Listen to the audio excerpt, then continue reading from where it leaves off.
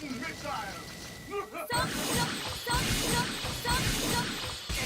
guard. Foot dive.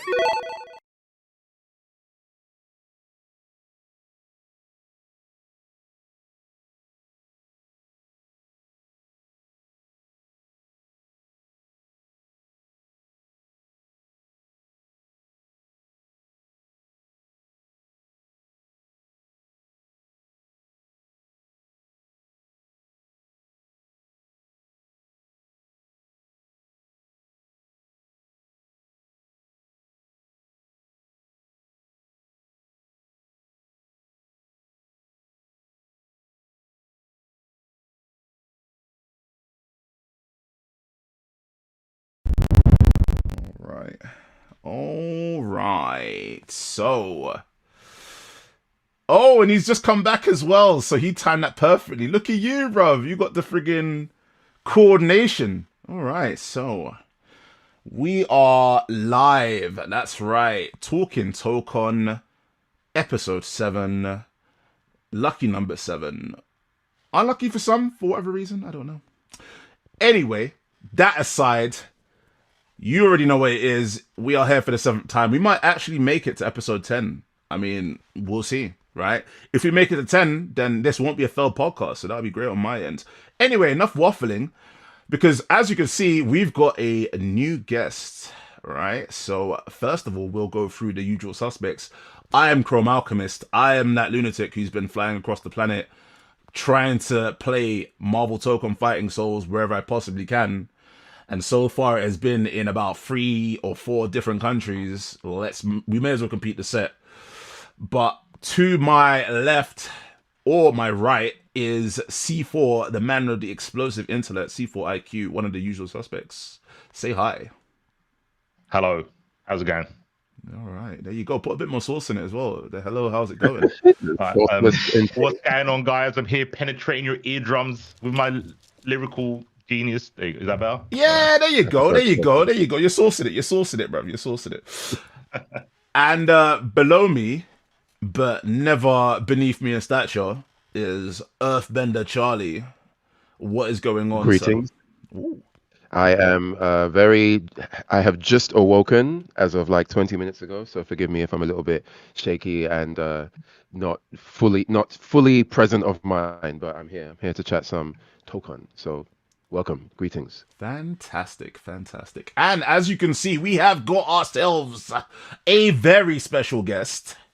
That is Zeta Slow. If you have been watching any type of competitive Marvel Tokon Fighting Souls, namely on TNS, you would have seen him in top 8. He is taken to the game like a duck to water, an absolute beast. Say hi, Zeta Slow. How are you? Yo, what's going on? Shout out to y'all for having me on the Talkin Tokon podcast, bro. Because I mean, I love this so much. Like seeing you guys talk about Tokon. And I really wanted to talk Tokon with you guys. And I have a few things and a few goodies that I may be sharing today with you guys. Should I share a little bit about myself? You said as well. Oh, Here? no, absolutely. So, I mean, yeah, we would love to know, like, you know, a bit about you That and your intro was story. too good. It was too good. You did good on that. No, listen. we try to hear about you, man. People don't want to hear me just sit there and waffle, bruv. I mean, like podcast, but it's not like, you know what I mean? It's not the Chrome Alchemist monologues. This is about I appreciate you. the people, and you are one of the people. You're one of the notable people. Right. So please tell us a bit about yourself, man. Like, what's going on with you? Yeah. So yeah, yo, I'm Zeta Slow. We play a lot of anime fighting games over here. I started fighting games, well, a little bit more seriously back in about like 2010-ish era. So I kind of got to the peak of it, and then I started doing my own thing with content as well back in 2017. And yeah, we do mostly Melty, Tokon, and Grand Blue content on the channel usually. So check me out on YouTube, Zeta Slow. But yeah, no, I'm excited to talk with you guys. Let's get into it. Absolutely. All right, man. You kept it nice and brief, nice and breezy.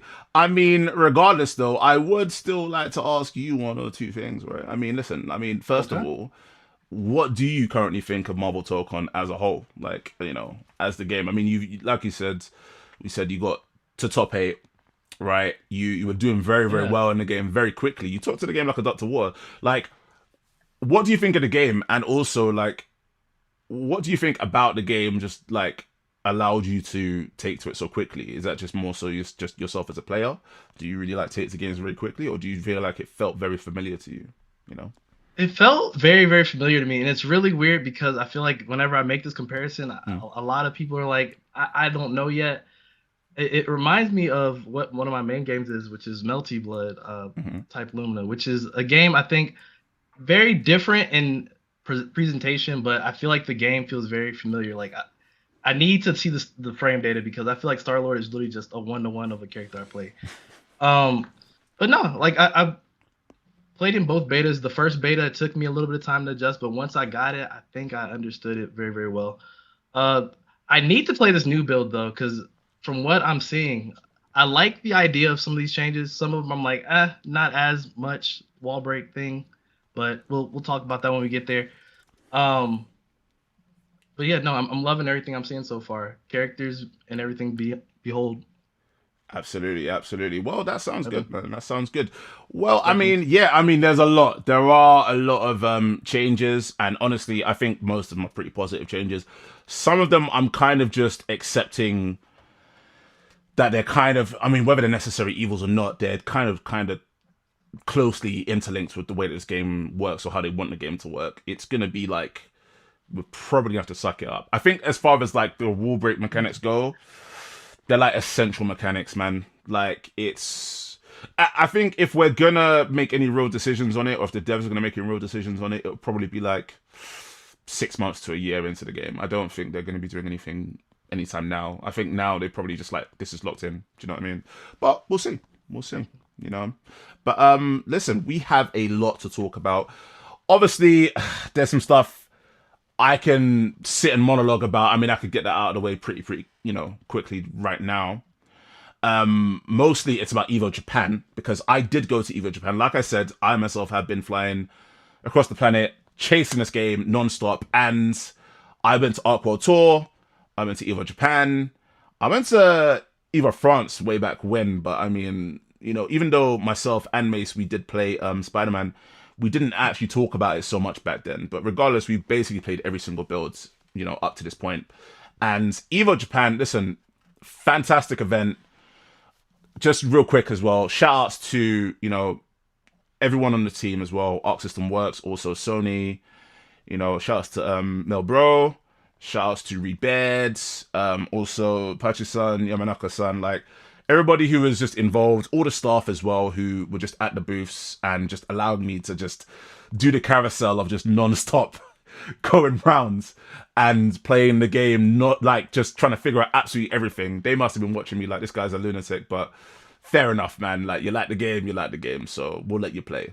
And listen, I got to play the Peni Parker build, as you've seen on the channel, bunch of match videos. Played against CPU, played against some of the humans as well. Still got a match with Proxy TCG ready to go up tomorrow, so do look out for that. Shouts to Proxy also got a cheeky interview with him, so all that stuff should be coming up in the next couple of days. But just to real quick talk about what I felt about the sort of new build and the new character, right, being Peni Parker. As far as the new build goes, I mean, between Arc World Tour and EVO Japan, mechanical changes, I wouldn't say there's a huge amount of mechanical changes. There was like maybe one or two. I think it was mostly to do with like some characters, right? Some like animations got changed on Spider-Man. In terms of actual changes to characters, Danger, actually one of her assists got changed, because before her special assist was just the drill, and the drill would just come out and it would be the close range drill. But she actually has two versions. If she does the input again, the drill detaches and it flies forward. Now in this version of the game, the drill just straight comes out and it just goes forward. So it's like the double input version of the assist, which is actually quite interesting. So it's interesting to see that these guys are actually just constantly changing the game from like one to the other. And they're just not really resting on their laurels. I think anytime they get any real type of feedback and they sort of agree with the feedback, they're willing to implement it, which is actually fantastic. I mean, most people who I talk to, they always go, "Oh, Arxis, they don't listen to anybody. They do their own thing, and that's that." But this has been a real 180, as we've, most people have kind of seen and agreed. But just in terms of Peni Parker, real quick, yeah. That character is a very... I mean, she's Faust function, right? And Faust, for a lot of people, it depends on, like, what version of Faust you're playing. Some might go, oh, well, he completely works around the sort of randomness of the item toss. And others might say, no, ignore the item toss, just you're relying on the, specific normal, specific specials, and it's not that type of character. This character definitely works very much around the unique item toss, like the gadget launcher. And I think she is going to be a character where people initially are going to try her and think she's pretty bad. I even saw in some of the the actual match footage that I posted, some of the comments were like, is Peni weak? Like, she's not really, you don't really seem to be winning much of her. Like, I'm not seeing too much. And I'm just like, listen, she takes a long time, because it's like, whatever gadget you throw out, you need to adapt to what is there, and you need to actually act accordingly, whether you're going to attack in a certain type of way that around that gadget you throw, or you're going to, hang back and wait and see how the opponent responds. She's a character where I think you're going to have to play her a lot more than like a Wolverine or even a Magic. She's going to be one where I think a lot of the character specialists, like, over time, you're going to see them, improve and improve and improve her, and then there'll be someone who will just absolutely go crazy with Peni, and then other people are like, oh, whoa, this character's actually pretty strong. Because I actually do think she's a lot stronger than she initially seems. All of that will be shown in the breakdown, which I will have out maybe a day or two, definitely max 48 hours from now. That is my promise. The Chrome Alchemist promise, which means absolutely nothing, because I've told you guys before that stuff is definitely coming out, and then it takes far longer than I thought it was going to. But regardless, I think Peni is a very interesting character. I think once you guys get your hands on that character, she's going to be a lot more interesting, but very awkward. She's very much like a character where she has a unique, like, air dash, because it's an air hop. It's kind of going to be like, as somebody who fights a Peni, you're going to be like, okay, how do I approach this? Like, you think you're going to be able to take your turn and attack her, but then she's going to hit at really awkward angles or approach at really awkward angles, and you're going to find yourself whiffing more than you would expect. But for you guys, I mean, you haven't actually touched Peni, but I don't know, maybe you've seen some of the footage. What were you guys like thoughts of just Peni as observers? Like, what did you think when you saw those characters? We'll start with C4. Talk to me. I don't care about her. I don't care about her. That's a great answer. Destroyed. Immediate. I'm sure she's cool. I'm sure she's like really techie. I think so. All right. Design wise, I think she's very interesting. Mm-hmm. Mechanically, I couldn't care less. But she's not for me, and I'm happy that you got her. The Walkling looked very fun. Yeah. Random items. I don't like random stuff, bro. If you watch me play Pokemon, I hate getting crit. I just hate random stuff. I can't deal with it mentally. So That's fair. yeah. The only random character I played was the Senko. And then I found out that it's not actually random. It's determined by what frame you do the move. Yeah. And I was like, thank you. I can keep my consistent. I hate RNG. So yeah, a big body with Faust function just seems not fun to play against or to use. So yeah, sorry, I haven't got really anything interesting to say about her. She's no, that's all good. No, honestly, I don't care is completely legitimate. Do you know what I'm saying? Because Wolverine, I mean, I care in the sense that I'm gonna hate facing that character, but I don't care. But there's like loads of Wolverine fans out there. Like, everybody's like, yo, show me that Wolverine, show me those combos. And I'm not going to be like, because I don't care, I'm not going to put the effort in and show you guys. I'm interested in all these characters in terms of how they work. But am I a Wolverine, like, player? I'm not a Wolverine player by any stretch of the imagination. So that's not a problem. And honestly, just to, touch upon what you're talking about with the Walking and stuff, she is like she's almost like a character of contradictions, right? She's got pixie stuff with the Walkling, but then she's like big body, but then she doesn't have armor. But she's got like some pretty big buttons, but then she hasn't got like it's weird. She has got like really big sweeping moves, like the Shenko like pendulum, like the pendulum web is definitely like, as the items have come out, right, with the gadget launcher, the opponent thinks, okay, I need to navigate past this. Pendulum web comes in, sweeps through, and just absolutely catches you pressing buttons. Like, and it's a very ignorant like move. And it's honestly, it's very tough to deal with. It's actually a lot tougher to deal with than it looks. Like, that's something I'll definitely go into in the breakdown. But yeah, she's a very interesting character. Well, Zell, what about yourself? Like, did you watch much of the footage, or did you? Oh, I did. Yeah. I did. Talk to me. No, I love that character. Like, just that character, like, not only being like Faust, but she also kind of has like, she's some small Batmanisms. She has some Hisenko-isms. I'm like, that character has a lot of the characters I play into her kit. And I think I really want to see what we can kind of do with these items, because I feel like I love characters that can set you up on like your wake up so you don't get to play, and I just get to play by myself. Yeah. And we don't know what's about to happen, but you'll find out. So I think it's a great character for that. And also I like the design that they went with, because I mean, playing Marvel Rivals, I mean, of course you have, the big Eva mech, which I think would have been the easier option to go with. But I think them making it kind of like I think someone even like said it was like more of like the Ghost in the Shell spider design. Yeah, the touch I was like, that's hard. I like that. It's a great idea. Agree. And it kind of just changes, I guess, what you perceive this character to usually be now.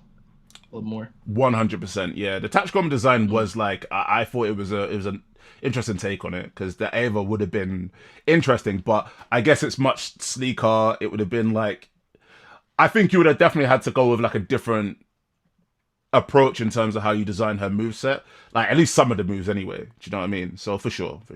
Yeah. She's very interesting, man. Charlie, did you check much of the character? What did you think? Yeah, I took a look. I pretty much agree with C4 and Zeta's compliment or sentiments. The definitely not compliments, I guess, in C4's case. But I from an artist perspective, like, I think her design is quite unique and well put together. There's a thing in like the art world where, like, when you talk about character design, there's a thing where they say, if you have a roster of characters and you turn them all into silhouettes, if you can still tell exactly who is who, then you've done a good roster of characters. Like, let's say like all the characters are in a generic T pose, right? If you can still know who everyone is, then you've done a good job. Like, I'm not talking like if Wolverine is going like that with his claws and then you silhouette him, obviously it's still Wolverine, right? But if it's just like a T pose, like knowing exactly who it is by the muscle definition, the shape, like it's a good way of doing things. And I think if you do that with Tokon, you may be able to do that. You may be able to say, okay, this character is that person and that character is that person. And with Peni, you will definitely be able to tell who she is. It's I think Blizzard has said this about Overwatch as well, which I think is definitely true. Like, if you silhouette everyone in Overwatch, it's quite easy to tell who's who. Okay. Which is typically like a sign of like a good roster design. So from that standpoint, I think she's quite interesting or quite well put together. But I do agree with the randomized item stuff. It's fun, but it's definitely not the kind of character that I would play. But I just think visually having her on screen from time to time, especially knowing me, most likely if I end up watching a lot of Tokon, then that's going to be something exciting to see pop up. So props to them in that regard. 100%. And I agree with that Blizzard's quote, at least for the first couple of seasons, because I don't know about these later characters. Those later characters look kind of generic to me, but that's just me. But, that aside, I think for sure she's got a very unique design. I think she's going to be interesting to look at.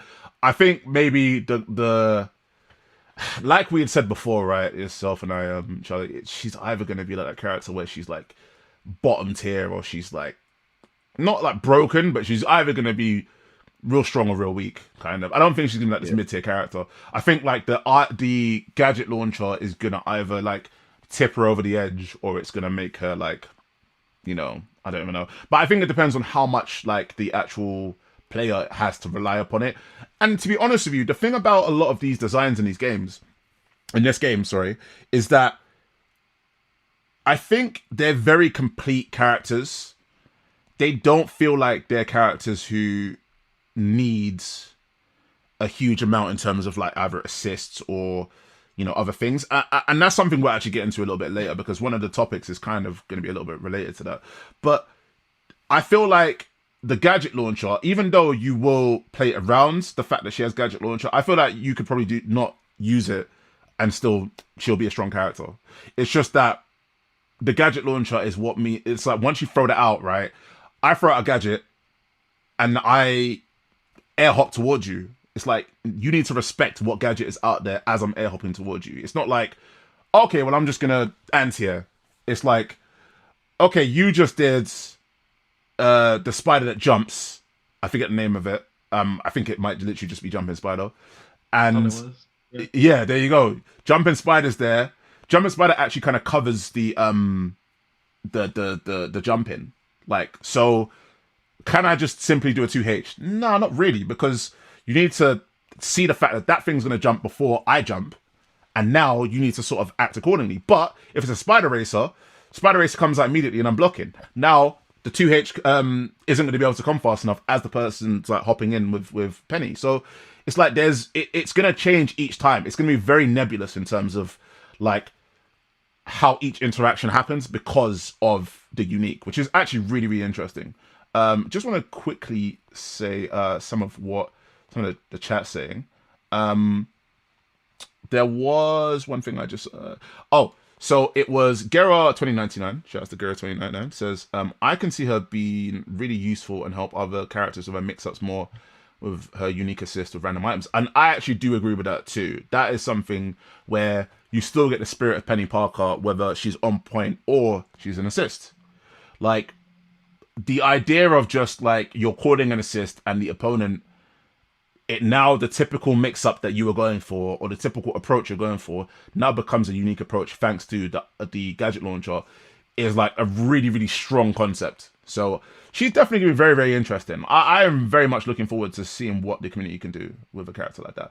Even though, you know, you got man like C4 just hating. I respect the hate. Do you know what I mean? Because before Wait, I didn't hate. I'm just. It's mint, not bro. Yeah, I care so little. I wouldn't even say it's bad. It's a thing that's there. That's not for me. I hate you. Like, I don't dislike it. No, you know what?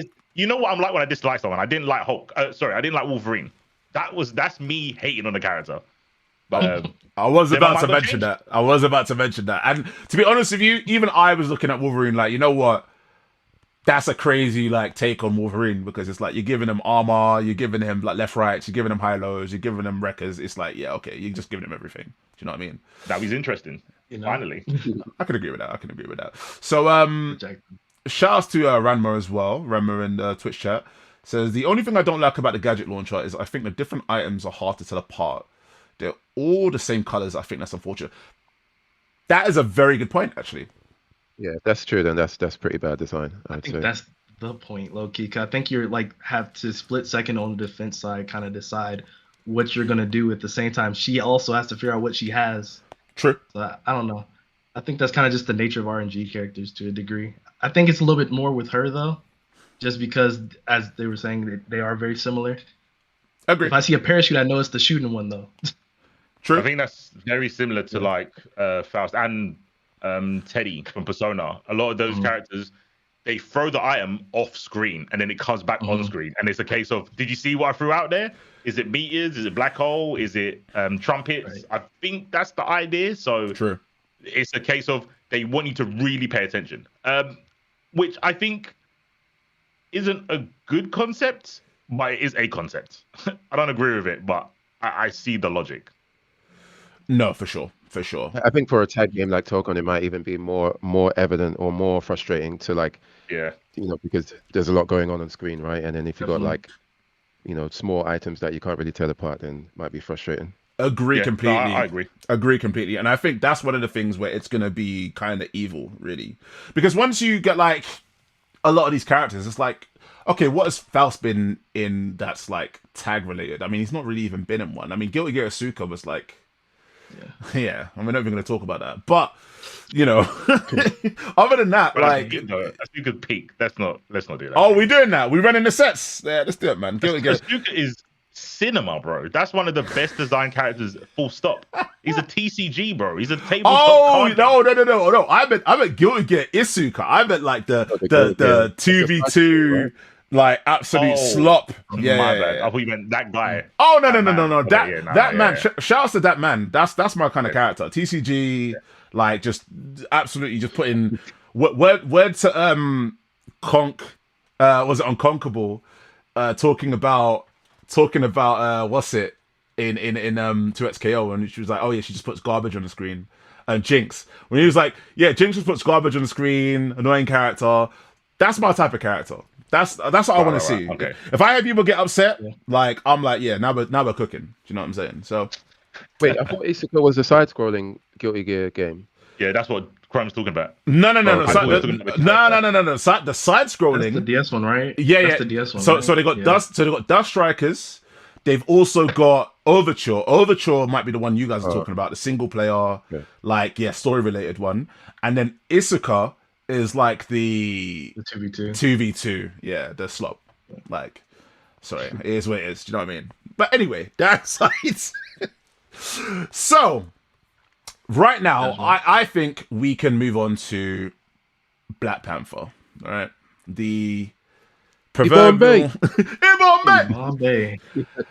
Listen, I got the black. I was gonna put the backgrounds. Wow, I got the backgrounds. Right, the black. Exactly. I got the Black Panther backgrounds. Yeah, from Black History Month, and it just hasn't gone because we still got Black Panther related stuff to talk about. So everybody has been talking about that trailer, or at least they had been for at least a week. Now it's kind of died down a little bit, but we're going to talk about it one more time, right?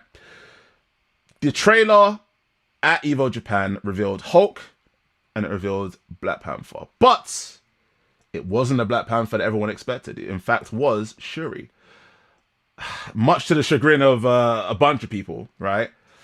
But before we get into that, we'll just talk about what we thought about both Hulk and about Black Panther. So, first of all, I want to know you guys' thoughts. I'll just go with mine last. So, what were you guys' thoughts of Hulk and Black Panther? We will start with Zeta Slow. All right, so let me start off by saying we'll talk about it in a minute. I thought it was going to be Shuri Black Panther, actually. I genuinely did. Okay. Now, was she supposed to be on that team? I don't think so, but it's okay. It's all right. But overall, as far as with her, I think she looks really, really cool. I think I like the athleticism that she had on display a lot. I think that was like really, really cool. They kind of made, I don't know, like she looked a little more like fluid, a little more feminine. I feel like we haven't seen as many characters that are like gymnastic, I guess, gymnasts type thing going on in Tokon. So I think it was kind of refreshing to see a character that did a little bit more movement like that. As far as Hulk, I like that they went with Savage Land Hulk design because I hate Hulk's old design, and I'm not a Hulk fan. I've never been a Hulk fan. Mm-hmm. That character triggered me in Marvel, and ever since then I've never looked back. I just don't like him. Bad movies too. Oh, this guy is just absolutely just slaughtering the Hulk fans. The Hulk fans right now are just on life support. This is tragic. Oh my gosh.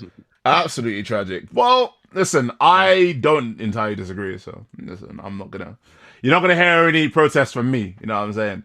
So, all right, Earthbender Charlie, what are your thoughts on Hulk and Shuri? I think Shuri was a very clever addition. I do understand some of the backlash that I guess we're going to talk about in a few moments. But yeah, Shuri was like, I mean, they gave her a spear, they gave her a cape. Apparently she's got a gun. She's got a fucking Megazord, Panther, Power Ranger shit. I think they went in on her. I think her voice actress is killing it with the accent. If you hear the Japanese voice actress as a point of comparison, I think Shuri as a character stands out more, like in the English side, because like the English VA brings out so much more of the character, whereas the Japanese VA just feels like a generic Nihonjin woman, right? Maybe there's like an accent or a dialect that she's using that calls back to like, I don't know, old like Edo Japan or something. But obviously we don't speak Japanese, so we can't tell. But yeah, the VA is bringing out a lot more of the flair as well.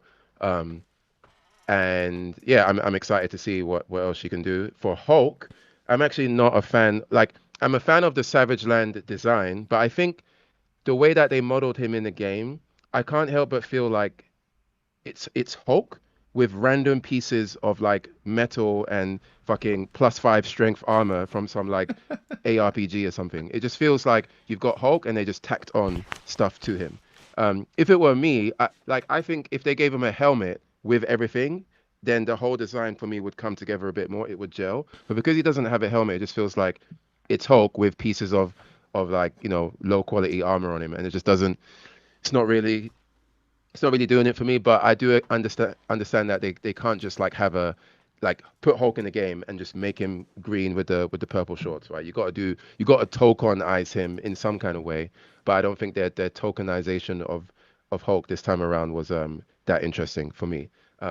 As for his addition, for some reason I was a bit surprised to see him. I thought that I actually didn't think Hulk would make it in base roster, but it's one of those ones where when I see him, it's like, oh yeah, of course you put Hulk in base roster, just like of course you put Wolverine in base roster C4. You know what I mean? So I just thought I'd add that there. So, but yeah. Anyway, TLDR, Shuri looks dope. Hulk, design-wise, not so much, but character, like what he's doing in the game, like the fucking charging shit up and doing all his gamma shenanigans, I think that's it's quite interesting. No, yeah, very well put. Very, very well put. I agree. I mean, listen, you know why they didn't put the helmet on Hulk. Like, with a lot of these characters, like, they're not as, like, hilariously, right? Capcom, I think, are the ones who are the most egregious with something like this, where they're so averse to making the character less recognizable. Like, they're always like, no, Ryu needs to look like Ryu. His hair needs to be the same.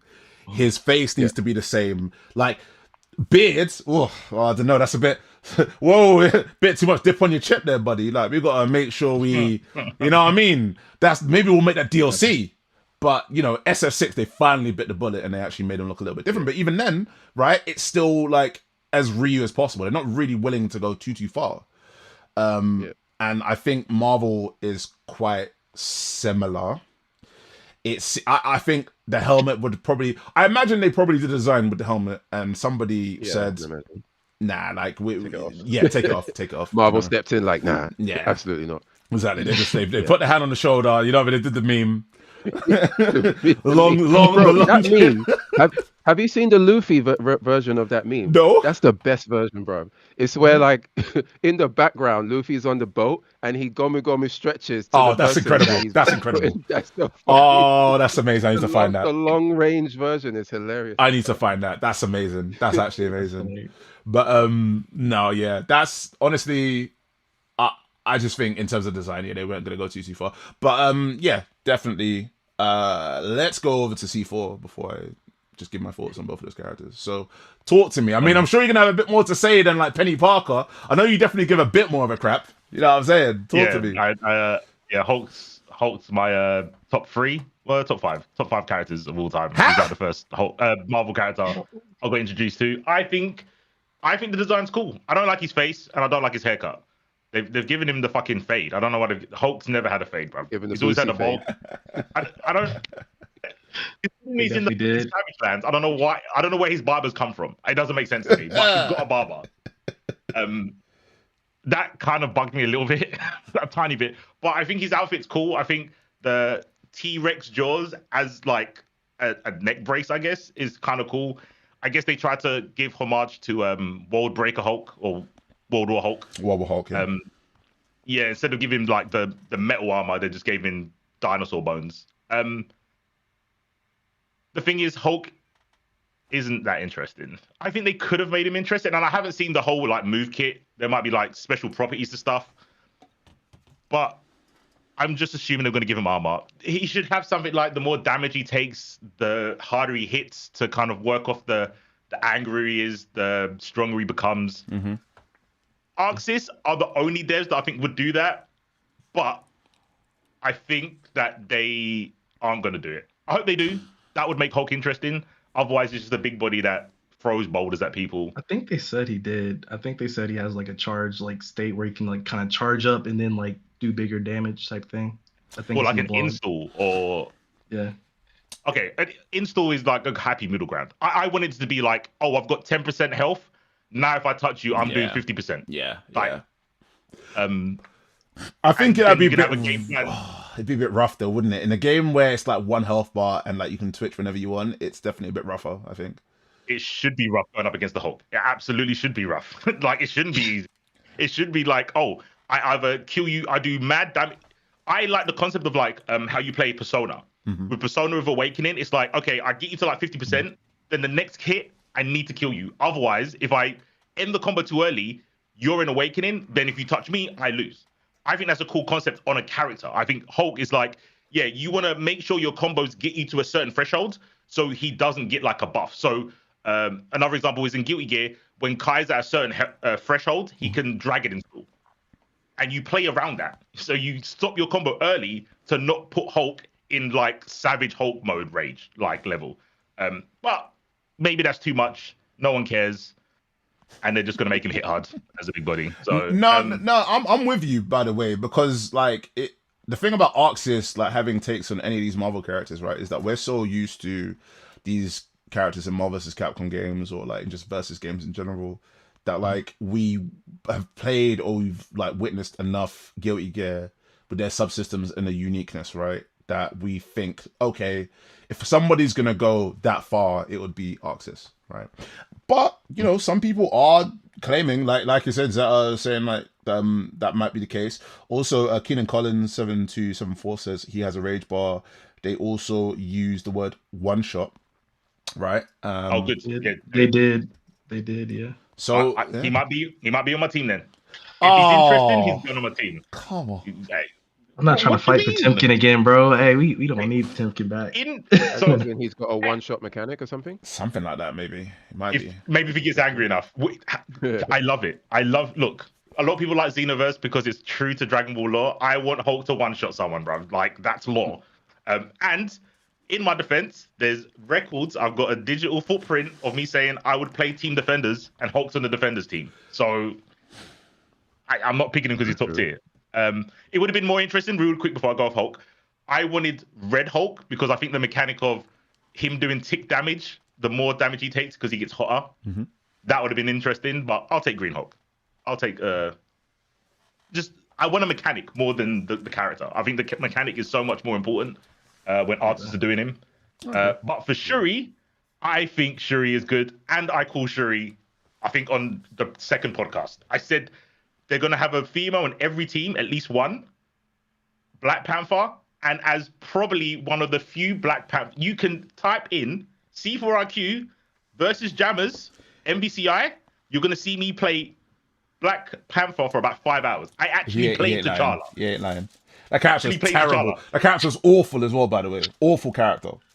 Awful. There's so many fake fans saying, oh, I love T'Challa, and you never played him. So I played him, and I like Shuri because Black Panther is a mantle that continuously gets passed down. And T'Challa's a bit of a buffoon. If you read the comics, he's always getting smacked up. People think he's like some Batman who never loses. He gets smacked up a little bit, bro. Even in Tokon, Doom smacked him up. Hence why Shuri has to be there.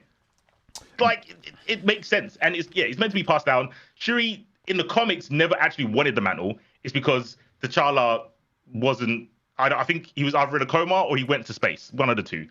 I think it's a good move. I think it's very true to the character. And T'Challa, and with the MCU, I think that is such a big pair of shoes to fill. I don't even think they should have... I think it made sense to go to Shuri. I think it just made sense to go to Shuri. Listen, I would like to say that the views and opinions expressed by C5Q are correct. His alone, right? And we does not. Okay, unfortunately, does actually represent the Talkin Tokon podcast because he is like a permanent co-host. But regardless, the Chrome Alchemist thing got no. Listen, all of the every time I post anything like Shuri related anything, they're just like I can see the Marvel rival. Do you know what's crazy? Every time I post anything Tokon related, right? Marvel Rivals fans just come out of the woodwork, like literally from the trees. It's craziness. Like, out of the floorboards, like that. I post some magic. They're like, yo, like certain Marvel Rivals. I post something about Storm. They go, yeah, this is how Storm's supposed to be designed. Marvel Rivals, she sucks. I'm like, I didn't even mention Rivals. How did you find me? I just said Storm and you just found me? Like, what's going on? Like, you know what I'm saying? Yeah, the hate boner for Shuri, I don't get it, bro. I really don't get it. I think it's just remnants of the movie, to be honest with you. I think it's largely remnants of the second Black Panther movie, which wasn't that great because, you know, of the situation that happened. Rest in peace to Chadwick. Yeah. And I also think that it's a mixture of Shuri from the movie and a mixture of, I think there's a side of Twitter where like some people feel like there's not enough like positive black male representation in comics or the MCU. So that distaste kind of bleeds into the game as well. But I would like to know how many of those people actually are interested in playing the game, or versus they are just like kind of virtue signaling their political stance and they have no interest in playing the actual game. I would wager that it's more likely the latter situation going on. You know damn well a lot of them men are not playing Marvel Tokon fighting souls like that. Come day one, if I go and start combing through some of those guys like, you know, tweets, I ain't gonna see nothing. I'ma be that guy right now, right? They ain't gonna be playing it, but I hear it. Certain man, they want. Do you know what? The same thing happened in Overwatch actually. Now that you say that, because Overwatch, it was a similar thing with Orisa, with some other characters. There was a lot of people saying, you know, I feel represented, which, you know, is a positive thing. The issue can be, of course, that when you have no interest in whatever the game is and you just want the representation, it's like, okay, you're kind of muddying it a little bit. Like, I hear it, right? Like, it's cool to... It's like half of what you're doing is cool, right? To be like, oh, that's sick that you've got like that character in there, right? Or that a black male or a black female or whoever in ethnicity is in there. Cool, right?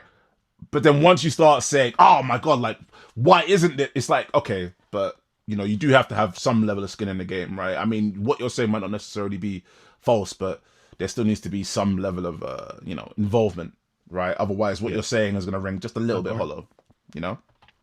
So for me, I think that like I think it's fine to prefer T'Challa over Shuri, but I think that one should be able to see good design when it's there, rather than letting their blind rage for what they didn't get shun them away from realizing actually what they did put in there is actually quite well put together, right? Like everyone knows I want Makoto in SF6, but if season 4 or season 5 came out and they put Sean instead, and then they showed Sean and it's like his redesign is sick and his take on the show thing is like dope, I'd be like, yeah, I really would like Makoto, but like that rendition of Sean is sick. And I can't allow my desire for one character to blind me to, you know, to what is objectively well put together. So I just wish that people would be able to kind of like have both positions in both hands, right? Like you can want T'Challa, but let's not allow your desire for T'Challa blind you to the fact that Shuri is a really good, or this rendition of Shuri is really well put together.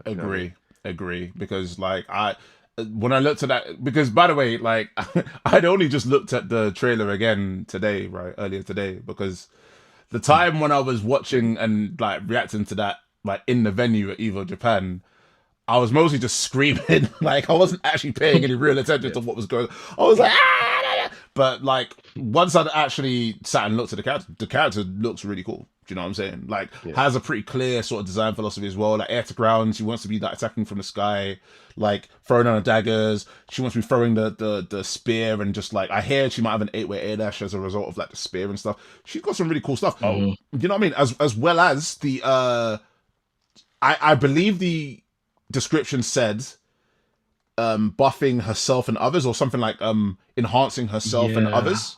So she might be like a, you know what I mean? Even though she's a clear, like, got some crazy point stuff, she's got some, like, maybe real support potential, which is going to be really, really interesting. That's very unique compared to everybody else so far in the game. So she's going to be really, really interesting. And you know, listen, as Ranma just said, right, well, what if they put Blade in Ghost Rider's team? Then everybody's going to forget all of this. And then Blade is going to be there and everyone's going to be screaming. They're going to be like, oh my God, Blade.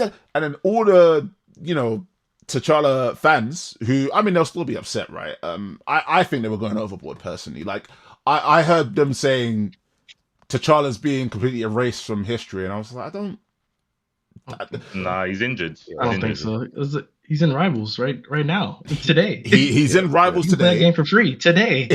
he's in Marvel Cosmic Invasion, if I remember correctly, as well, right? Yes. He's in a bunch of different things. It's literally just like, this is one time when Shuri is there. One time, and everybody's losing their minds. I don't get it.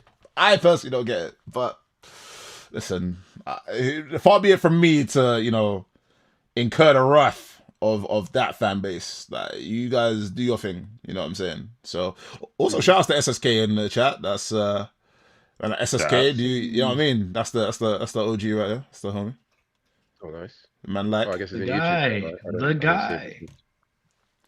yeah, man, like SSK. But yeah, like regardless, I thought very, very cool looking character, cool design.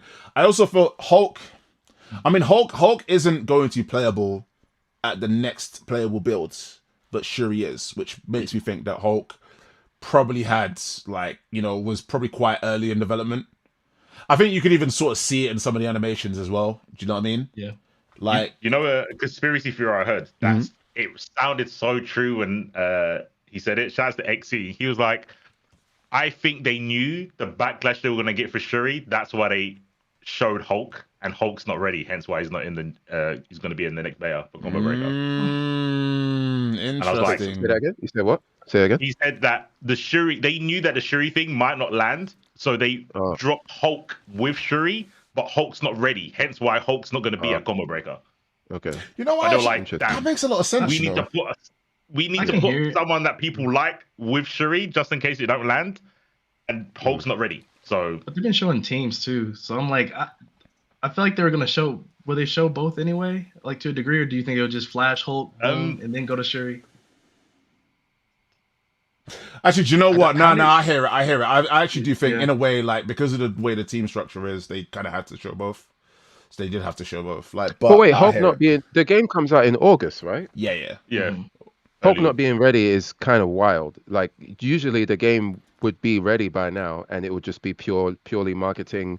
The whole slowly drip feeding stuff out. Like normally, I don't know. Maybe they're just cutting it really close this time. But yeah, that I'm not saying it's not true. But if Hulk is not ready and and we're almost in June, well, I guess halfway to June. I don't know. That's slightly worrying, but I don't know. I guess game development can definitely be a crazy task. So I think they're workshopping that mechanic. I think that's what it is. Because they did a major rework of the game systems, right? Yeah, true. Probably about a couple months ago, right? Yep. So for that new one shot or whatever mechanic that he has, I'm like, I feel like you kind of have to retune it, because if I get wall broke and I'm on a hard knockdown, laying down like this, and you just walking up to me with the Gamma One Punch Man, and I get hit with that, I will crash out. It'll be over. Controllers will be on the floor. Listen, get ready for that. Get ready for it, because that. Listen, I've seen. You see Guilty get exiled. Yeah. Also, shout outs to C4 IQ, man, like Shift, aka Shift. I watched that interview earlier today. You naming me, bro. Oh, my bad. That was it. Shout outs to C4 IQ. But you see Exard, yeah, Exard. I remember playing that game at the very start, and I played Venom, and Blitz Shields was like, okay, so you just counter like whatever, right? It's kind of akin to, I don't know, maybe like even assemble counter or something like that in this game. Mm-hmm. But that didn't work on projectiles. And then like 2 months later, like post-release, 3 months, they just like said, okay, that thing needs to get fixed. Like, it's getting patched. Like now it works against projectiles. And that game also had like no throw break like mechanic. And then what is it? Did they do that before the next iteration, before Revelator, or did they do it in Revelator? I can't remember when they changed it.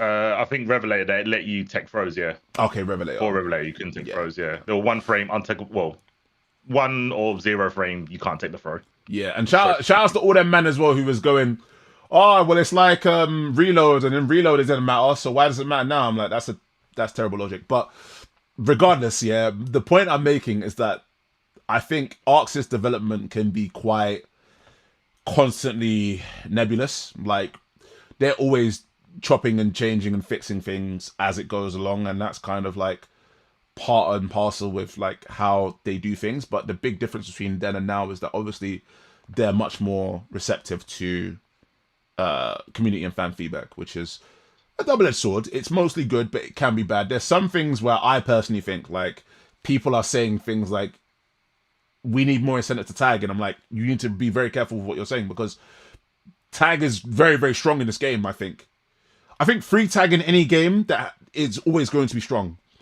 This game, it doesn't cost a resource to tag. I think come post-release, 6 months in, people are going to be like, this tag thing is really, really, like, it's way too strong. I actually do believe that. Because if you, as I've been playing this game, right, this is just, let me just monologue a little bit as well about, because I've been playing all these builds up to this point. I realize more and more how much heavy lifting the assemble gauge does, the little three bars at the top. At first, I'm like, oh, okay, yeah, this is like, you need it in order to assemble counter, to assemble smash, to call assists, like during both block strings and during combos, and during, pressure in general. And you need it for reflect and, not reflect, crossover, excuse me, and to reflect. And I think earlier on, I definitely was like, the defensive mechanics in this game aren't very good. Now I'm sort of like at this point where I'm sort of starting to respect and realize that like these three notches at the top of the screen are doing so much, and you do so much with them in neutral, that I think that the devs are kind of banking on you're using them so much that some of these other mechanics that feel like, oh, they're going to be way too strong or way too weak, is like, it requires meter management in order to actually engage with them. So I think there's going to be, and I say all that to say that free tagging is that it doesn't use any of those mechanics or those meters, whether it's the regular meter or the assemble gauge. I think that is just it's gonna go pretty crazy. It's gonna like be very fun early on, and then maybe people are gonna get a bit frustrated, and then we'll see how the devs respond, if they respond. Maybe they will say that this is just how the game should be, and that's fine, right? But this game has kind of, changed philosophy pretty quickly and pretty frequently, and I think that's something we'll also talk about a little bit later, because that's one of the topics. But yeah, basically, I just think we'll have to see, man. Like it. I think a lot of the fan responses have been very knee jerk, and I understandably so, that you don't get enough time with the game, and you think to yourself, here's what I think of the game, and listen, that's what you think. But sometimes you come in very strong with that opinion when we all need a lot of more time with the game. I'm sitting there playing the game at the booths at these events, and I'm just like, I don't have enough time with this game. Like, I need more time with this game. The game's so insanely dense, So yeah, it's just let me just quickly go through some of the comments as well. Let's see. Marvel Rivals community scares me. Yep, me too as well, and I'm sure everyone else here. Also, Ranmar says defensive mechanics when you're blocking will need a buff, most likely. Right now, if you guard cancel, you will get perfect reflected 100% of the time at high level. See, that's also what I thought too, right? And I was like, this stuff is just too weak, right? And it's funny, because I've been at the when I was speaking to some of the devs, right? It's they said, the first time I'd actually asked them, I said, hey, like I think the defensive mechanics are too weak, and they were like, you ain't played the game enough. And I was like, damn, I can't, how do I respond to this? Because I ain't played the game enough. What they say is kind of true. But when I spoke to them again, I was trying to sort of word it in a certain way where I said, okay, rather than like, I think this is weak, just making a proclamation, I said, okay, let me ask you how and why you're approaching it in this type of way.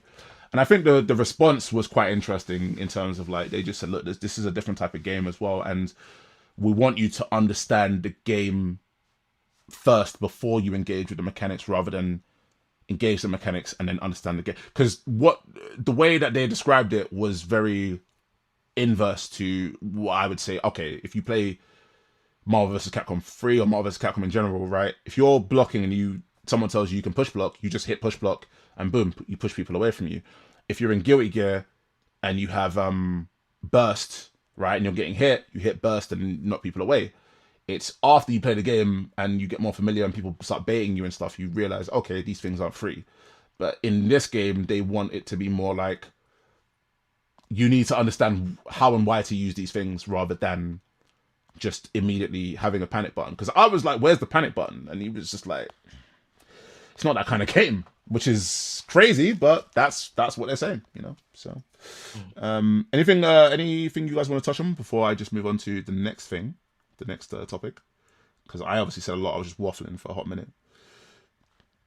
Nope, nothing for me. Okay, all good. So, is there a topic about the you know, the screen they show afterwards, and people are using that to kind of guess that Carnage and Green Goblin are coming next? No, we haven't actually. We haven't talked about that just yet. And you know what? Listen. So when I was there, right, I did the reaction. I was like, oh my God, this is crazy, blah, blah. I didn't see any of that Carnage stuff, right? And then I hopped online and I looked, and about 10 minutes afterwards, I saw about 50 tweets about, yo, it's Carnage, right? And I did no analysis. I was like, this is such an overwhelming like response that I was like, you guys have got it, man. If it's Carnage, it's Carnage. I'm gonna go with you lot.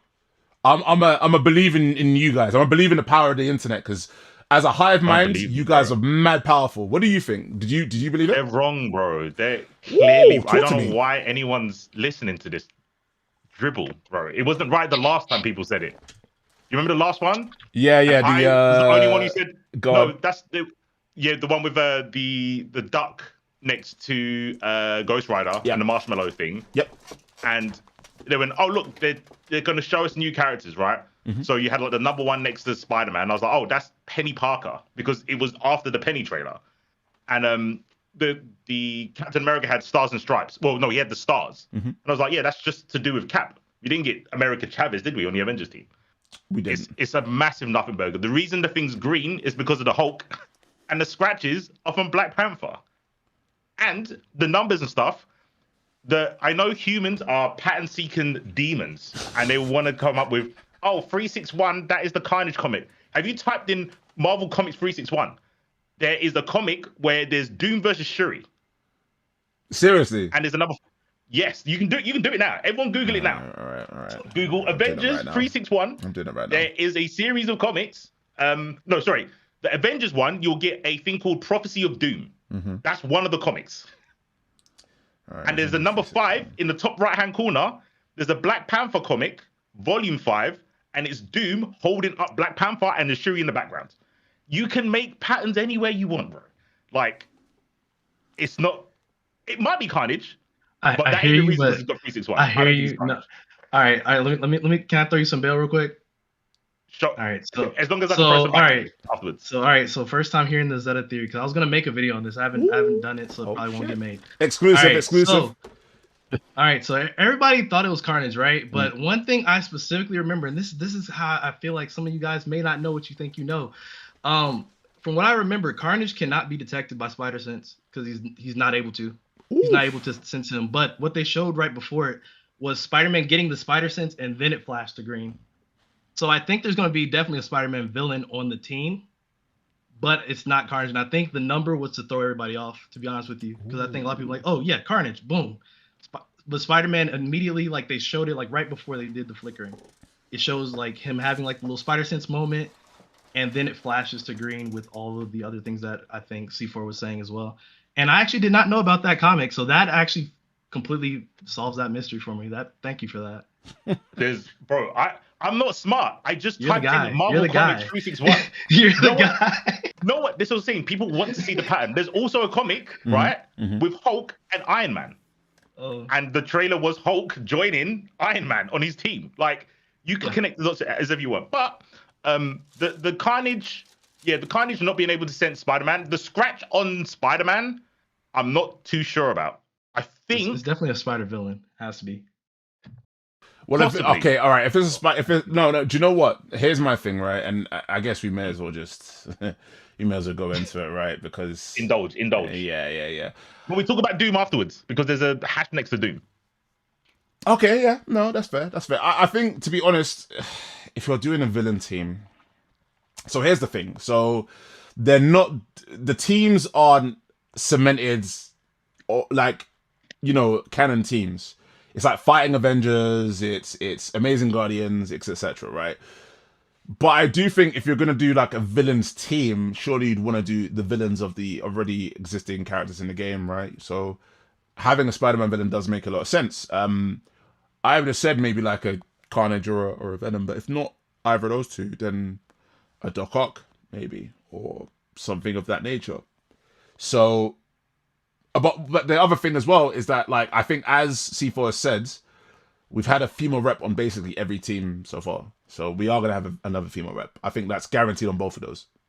I think. You know what's funny? Mm-hmm. You know what's going on with Venom and Carnage at the moment? Oh my God, go on. MJ is Venom. Oh, you're right. Oh no, they wouldn't do that. They wouldn't do that. Eddie is Carnage. They wouldn't do that. I forgot. God, They wouldn't do that though. On either of those, they wouldn't do that. That'd be crazy. If they do that, people are getting upset again. They're getting upset all over again. This is going to be probably the most controversial roster I've ever seen in my life. If the leaks are true, I don't know if I don't want to spoil the leaks. I don't know if you see. I haven't seen any. I haven't seen any of the recent leaks. Yeah, all I know is we're just saying leaks. Yeah, but go on. Yeah, without spoiling. But go on. Yeah. Without spoiling it, if the leaks are true, then that would be slight ammunition for the whole gender bending thing and taking the gender bend comic character and putting it in Tokon, basically. I will. Yeah. No, I think. I was thinking about this because I was thinking, you know what? If they give me Shalabar, which is the female version of the Silver Surfer, and Silver Surfer is my number one favorite character. I'll go for some Shalabar. I wouldn't be too mad. I still don't know why, by the way, but sorry, I'm joking. It's an acquired taste. It's an acquired taste. Fair enough. The first family, yeah. All right. I think I would be mad if they made Mary Jane Venom. I actually think I would be pretty upset. Like, I don't know why. I don't know what the difference is. I think maybe because I'm attached more to Eddie and the connection between Eddie and Venom, that Mary Jane and Venom just doesn't sit right with me. But if they put Carnage as Eddie, I'm okay with that. Yeah, I'm okay with that. I think I had this same question to myself when I asked myself, would I be mad if Iron Man was not in the game and it was instead Ironheart? And I think the answer is yes.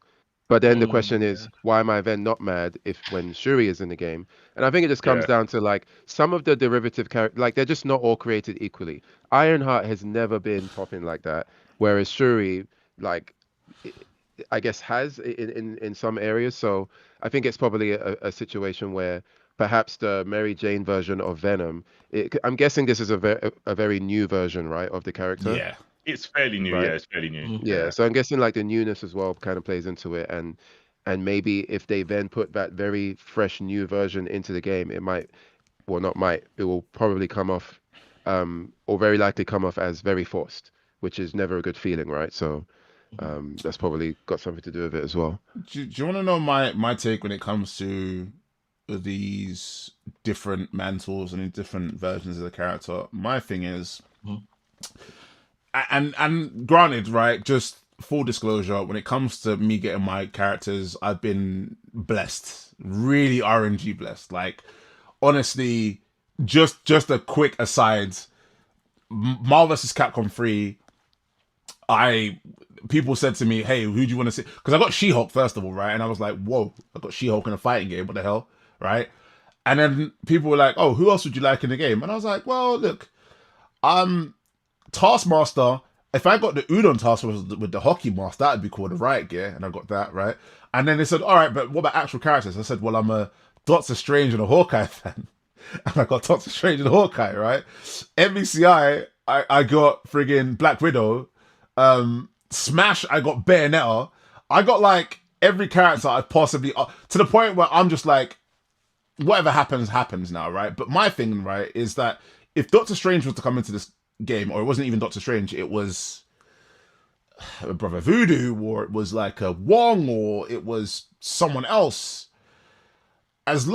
For me, once you've gotten that character the first time or the first couple of times, I think it's kind of fair game after that. I think when you've never had that representation in the game at all, and it's like the first rep you got, let's say Carnage wasn't the original Carnage, then I'm like, then you're kind of, I think that's not fair, right? I felt that way both about the films as well. Like when it came to Heimdall as when they had friggin' what's it, Idris Elba as Heimdall, and I was like, well, we've never seen Heimdall in movies, so I think that's fair when you're like, I want the original Heimdall. But if you've seen Heimdall maybe 10 times and the 11th time it was like Idris Elba, then I'm like, you've got him enough times. Do you know what I'm saying? And I kind of feel that way about the characters in like fighting games. So when it comes to Black Panther, I'm like, MVCI, look, don't get me wrong, that was how many years now? 8 to 9 years. So it was a while back. But you have seen Black Panther, T'Challa in fighting games. So when you got a different take now, I'm like, okay, I hear it. You always want your favorite character to be in every game, but you have had him before, right? And people who like Shuri now have Shuri. So now it's like you both get something. Do you know what I mean? Rather than before where it was like only one of you get something, and maybe it's not even like the majority. You know what I mean? Like if we got Thor was never in the game, like a fighting game, and then we got Jane Foster as the very first Thor, I'd be like, all right, you're trolling. You're just heavy trolling. Do you know what I'm saying? So, so that's my take on it. I just think once you've gotten a significant rep enough times, the new take is like, okay, it's not going to be to your liking, but accept the fact there are some people who do also like that character, and now maybe it's their turn, you know? Yeah. And I think recency bias also kind of plays into it too, because initially when I saw, because like it's gonna be Shuri Black Panther, and I'm like, okay, let's see. Oh, they showed her. Okay, yep, it is Shuri Black Panther. And initially, the way I'm sounding about it is exactly how I sounded about it, because I'm like, Black Panther 2, and no offense to the movie, it just wasn't. It was nowhere near as good as the first one for me personally. So I feel like the recency bias of me knowing Shuri Black Panther from that movie kind of hurts that character's credibility a little bit. But then I saw her moveset and I watched it back a few times. Like, no, actually, hold on. This character's actually sick. And like, I think I like the design and the aspects that they went for with this specific version. So I think as we get more into it and like as we see the story and things like that, we go into that and we understand how this Shuri Black Panther operates, I think we may kind of turn the page on her and be a little bit more accepting. Agree. And honestly, the other thing as well, here's the thing I'll say the most about fighting games, or just games in general, right? Sometimes fans may not give these characters a chance to actually grow on them or to become likable, right? I think that if you look at half of the roster of Marvel vs. Capcom 3, people will be like, why the hell are these characters in the game? But when the game launches and then these characters are either likable via their moveset or via their voice lines or via all these other types of things, all of a sudden now they become fan favorites. It's like you need to give it some time and let them grow on you. You know what I mean? Like, bro, listen, you guys, if you're mad now about Black Panther, you're gonna cry blood when it's Gwenpool instead of Deadpool. Let me tell you that right now. When Gwenpool gets in this game, remember I said this, yeah? You guys are gonna be absolutely just shrieking in the streets, but give it time. That's one of the leaks. Say swear. Yo, this guy absolutely spoiled. Look at the spoilers. Look at this guy spoiling the hell out of it. I've never heard because you know it. what? Because I didn't want it to end up happening, and then you're like, see, I'm the modern day Nostradamus. But I am the modern day Nostradamus. I just said it. Like, I didn't even know it. I didn't even know that was leaked. This guy just spoiled it. Man said get spoiled. I don't care. Yeah, no. I am absolutely still saying it. Put it Yeah. upon yourself. You look, you right there. You. Yeah. See the finger. You. I am absolutely taking all the credit. I didn't look at any leaks, but in my mind, right, female rep. So I'm thinking female rep, and I'm also thinking they said characters that aren't in the game, aren't in typical fighting games. Deadpool has been in a fighting game before, right? I'm thinking Gwenpool. So I don't care, bruv. We'll see. If Gwenpool happens, I'm still gonna be absolutely just shrieking at Combo Breaker when they were like, you know what I'm saying? Yeah, So, I think it's a solid chance. You know, apologies for the spoiler. I couldn't sit. this guy here and absolutely listen. spoiled the I'm hell like, out of it, nope. bruv. But we'll see. Because if it at least you happens, still got one more character is unspoiled. So yeah. Well, until I say it and you go, yeah, that was the other leak, and then I'm just like, like get spoiled. because I can't like you see nowadays. I'm trying to do this actual content creation thing, bruv. And me, I was. If you asked the me of 5 years ago if I'd ever do a reaction video, I would say never in your life, bruv. You can literally just string me up in the town square. I would never have. But not only am I doing it, I'm actually having fun doing it at these events. But I'm telling you now, I would still be genuinely shocked. But the reason I don't read those leaks is because I can't fake it. Like I'm gonna be there. Like if let's say I just read those leaks and then I'd be looking at it, I'd be like, yep, the leaks were true, right? Rather than, do you know what I mean? Yeah. And I'll tell you right now, and don't you react. I'm not even looking at your face or anything, yeah. But let me just because one of the if Nico, wait, what's that that God of War meme? It's like Oxys, give me Nico Minoru, your life is yours. If that happens, if that happens, I'll be crying and twerking at Combo Breaker, bruv. You will see it, bruv. I'll be doing it live on cam, bruv. Just straight tears in my eyes, just twerking, bruv, in front of grown men and women and everybody. I don't care. Yeah. I'll record it. Don't worry. You record it. Don't do it. If you do that, I'm finished. Yeah, I'm finito. You and everything. Bro. I'm absolutely cooked. Do you know how many times that will get just reloaded? Anytime I say anything online, I'll be like, "Hey guys, here's a cool combo." And they'd be like, just a gif of me twerking. Like, it'd be just nasty work. But no, I like honestly. I've been thinking this. I do. Do you know what? Nah, let's load it up. Let's load it up. It's time. Let me get up the tier maker. Yep. We're doing it right now. Chat, tell me if you can see the tier maker, right? I'm also going to post this to the lads in the old chat, and then we will talk in that way. 1 sec. Give me 1 second. So I just gonna post this right here, and yeah. So right now we're gonna do the roster predictions, man. We got 6 characters. Oof. Also some DLC. Right now, I'm gonna just get us started right now. So I'm gonna just put Gwenpool. You know. Wait, do you wanna talk about the tweet that gave us hints to the next bunch of characters? Oh, we'd love to. Yeah, go ahead. Go right ahead. Go ahead. So the tweet said Doom is going to be a team of villains. Yep. And then the Ghost Rider one, it said it's going to be a bunch of outlaws. Mm-hmm. And then it mentioned anti-heroes. Ooh. And it said it's obviously because it's a translation, the grammar's not correct. But after that, it said something, and all of these characters will be eccentric, I believe it said. Eccentric is but interesting. I think it's only talking about Ghost Rider's team. I think so too. Yeah, I agree because I don't see why the villains would be eccentric. Like they're villains. You know what I'm saying? So yeah, take from that what you will. I took it literally with my predictions, maybe too literally. Is that you were gonna say something? No. Okay, no problem. I'm just looking at this list over here. Yeah, go for it. Like, look, what you look, first and foremost, right? I'm just gonna throw Gwenpool right there, right? And yeah, so Robbie's team. Okay. Outlaws, anti-heroes. Gwenpool is like very much, I would say, like falls into both of those categories. But is she an anti-hero? I would say so. I mean, listen, she's a mercenary. She has done some things that are pretty.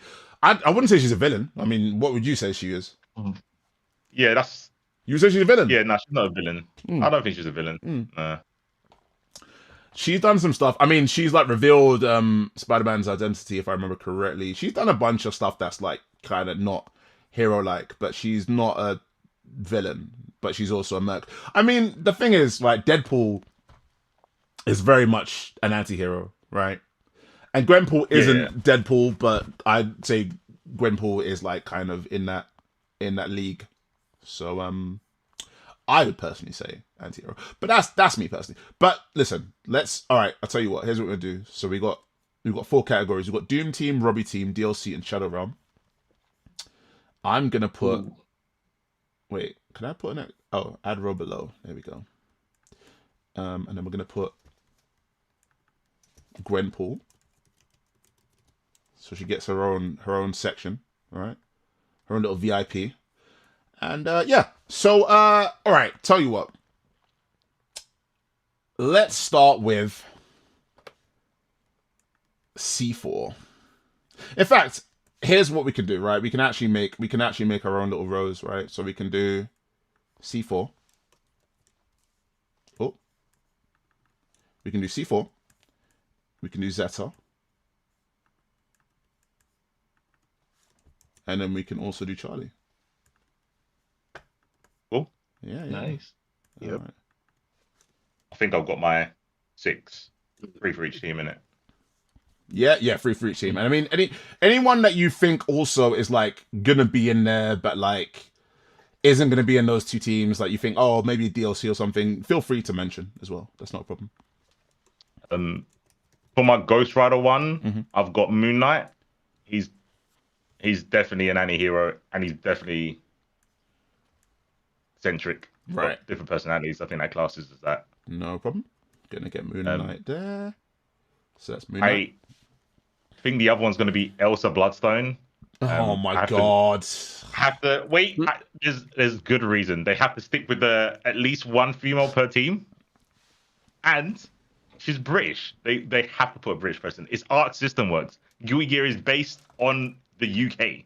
There's going to be 1 British character in there. I think it's going to be Elsa Bloodstone. Then give us like freaking Captain Britain or Psylocke or Oh my. anyone like Elsa. Do you know Elsa Bloodstone is like, like friggin' Mean Girl? Stop trying to make fetch happen, Gretchen. It's like, stop trying to make Elsa Bloodstone happen. I'm so tired. Like, It's not that bad, bro. Do you know- She's alright. look, put it this way, right?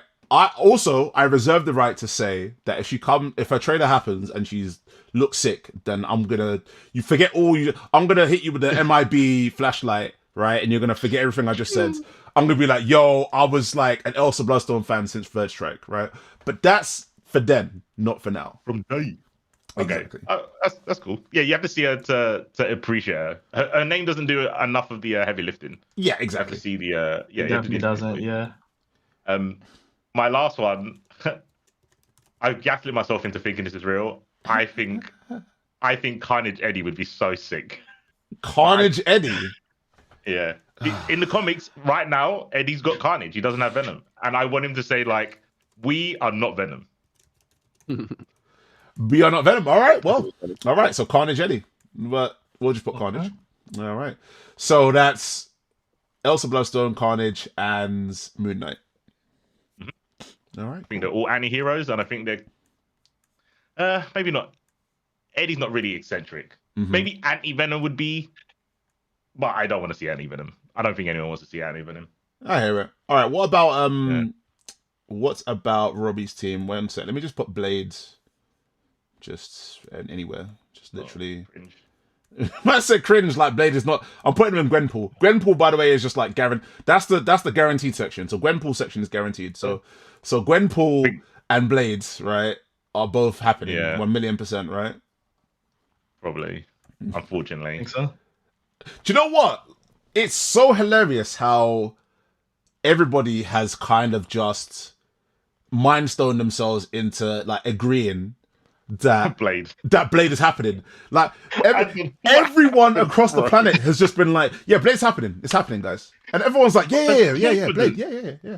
The confidence is insane. It is There's insane. literally been no clue Agreed. in or like direction pointed other than Ghost Rider, I guess. I'm like, you guys are I reaching. think it's happening because, well, I don't think it's happening, but I think some of it is coming from, like, I just think it will be crazy if there's no sword character in the game. Like, Yes. in the base roster, somebody needs to have a sword.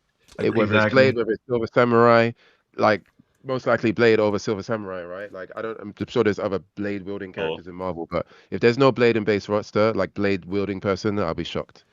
Yeah, Silver Sam ain't happening. Oh wait, no, you got Magic. Oh yeah, Magic's there. Vampire. Magic's there. I mean, specifically like samurai type of sword. Okay. Yeah, like the blade wielding vampire samurai. Like, yeah. Like round my apologies. We're high. We're hella high right now, bro. Yeah. Magic's there. Yeah. I don't want to see Blade, but sure. By the way, Scat Monkey just said need some guns, so I would say Punisher or Bucky, and I'm glad that you said that because, do you know, if they didn't say eccentric, I would say that Punisher's just happening because, like, on that type of team, it just feels like okay, you need a character with just like loads of guns and just you know what I mean. That rep needs to be there. My tinfoil hat is in the tweet. It says Outlaws, and the Punisher from the UK is called Outlaw. If they do that, man. They put danger in the game. I'm not putting anything past them. They might put the British Punisher, who's called Outlaw, in the game. That would be hilarious. Infinite respect if they do that, but Punisher's not really been in a fighting game, so I think Punisher will just be there. Bucky has been in a fighting game. Punisher is not. So I think Punisher being in there would make sense, but if they didn't say the word eccentric, I would say Punisher. I still kind of think Punisher, but once it's eccentric, I'm like, nah, that maybe not. Yeah. Real quick, so everyone get their turn. My Doom picks. Yes. Let me just switch back 1 sec. Okay. Yeah. Let me just hit the old. There we go. Go for it. Yeah, I think Kingpin. All right. There's they've got the stage. They've got Hell's Kitchen as one of the stages. So. All right, big Willie style, man like Wilson Fisk. I was torn between Sinister and Magneto. I think it's going to be Magneto because the Savage Lands as the Citadel. Yeah. Which, it's either... I think the X-Men series had both. One time when it went to Savage Lands, Sinister had his like lab there. Yeah. And another time, I think maybe it was in the comics, where Magneto set up in the Savage Lands. So I think it's going to be one of them, probably Magneto. And then they have to pick a girl, and there's no muscle mummy. Ooh. So I think it's going to be Titania. I don't even know if they've got a picture for Titania down there. My bad. That ooh was a bit too soulful. Like I was exposing my kinks. But that aside, Titania, interesting, bro. Yeah, literally She-Hulk main. It was a bit crazy. But okay. Chat help me, by the way. Where the hell is Magneto? Because I can't see Magneto. Wait, is Magneto here? There's no way. He's in the second bottom row. No, go. You're going up. You're going too far now. You're right on him. I'm on. He's right by Cable. Right by Cable. Oh, I see. Yeah. I see. Right there. No problem. Oh, my stream's a bit delayed. Yeah, you wasn't on him before. All right, Magnus. Cool. So that was so you said Kingpin, Cable, Titania. What the hell does Titania even look like? What the hell? You can put She-Hulk there if you want. It's all just right, no problem. Where is she? Regular coloured skin She-Hulk. Love it. Yeah. Special. Yeah, that's great. She-Hulk. Done. I couldn't really think of like a real. I think female villains are either really weak and no one knows about them, or they're too strong. Yeah. So it's like, what do I put? Dark Phoenix, maybe Lady Deathstrike, maybe. What's it? Madame Mask, because she's an Iron Man villain, but no one really cares about her. No one cares. Emma Frost. Nah. I don't think anyone thinks Emma Frost is a baddie anymore. Not anymore, man. She's long past the Hellfire Club stuff. Like it's just she's kind of just dipping in and out of the X-Men. So yeah, I'm just Do you know what? Just to quickly go through some of the comments as well. I see put Carnage. I see Dark Hero thing. So Hela on Doom's team for villains. So this was something that I actually was thinking myself. But the thing about Hela, it's so weird. Like for not being in the game at base, it almost muddies it for me. Because I'm like, okay, so you're going to put Hela or you're going to put Loki, which, spoilers, is going to be one of my picks, right? But you would have that no 4 at launch. Isn't that a bit, I don't know, man. You know what's weirder than that, though? Go ahead. You know what's weirder than that? I wanted to put Lady Loki or Enchantress. Oh, my God. It could be Lady Loki. Could be. But I thought, why would they want to protect Earth? They don't care about Earth. Yeah. For the story purposes, I'm like, why? Why would they defend Earth? I think in this game, basically, they're going to create some sort of like reasoning as to why the villains are forced to.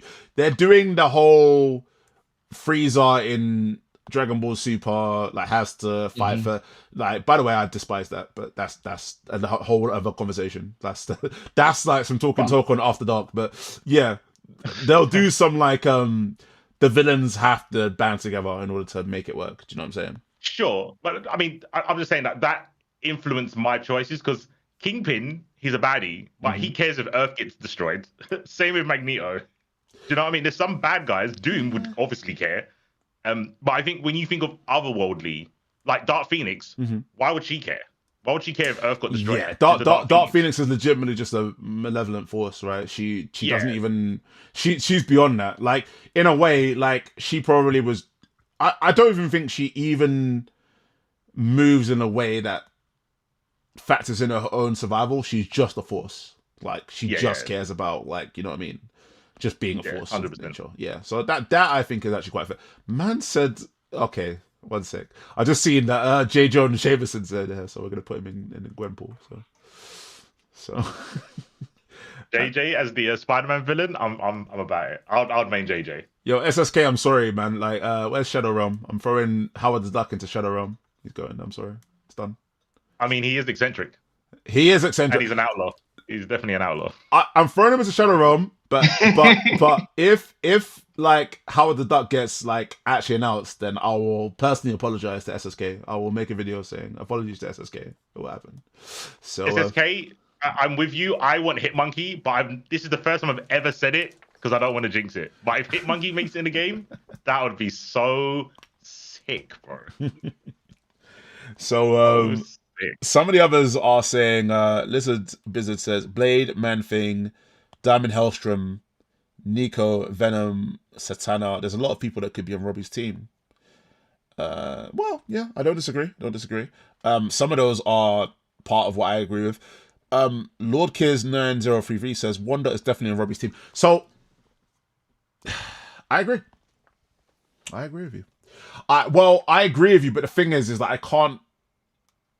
Well, okay, so X-Men had like 2 female reps, right? So it didn't have to be just the one female rep and that's your max. It could be more than one. Yep. Some people might say there was 3 in X-Men. Oh, yeah, you're right. Yeah, if you yeah, 100%. Well, no, so I was thinking Danger and Magic because of the additions onto like Storm. I literally forgot about Storm. Like, but yeah, 100%. Clip that. Someone clip that. No. Listen. Okay, I'm not gonna dig that. Anything I was about to say after that was gonna dig the hole further, so I'm not gonna dig the hole any further. Right. So shout outs to Unbreakable X-Men. They truly are unbreakable. Shout out to Beyonce. Shout outs to Beyonce as well. Great design. But yeah, no, 100%. So there's so many, man. If you really like let me sit and talk for long enough, I'll have like 9 characters on Robbie's team. Do you know what I'm saying? Because it really is quite boundless in a way. So good list, yeah. Yeah, for sure. Let me see.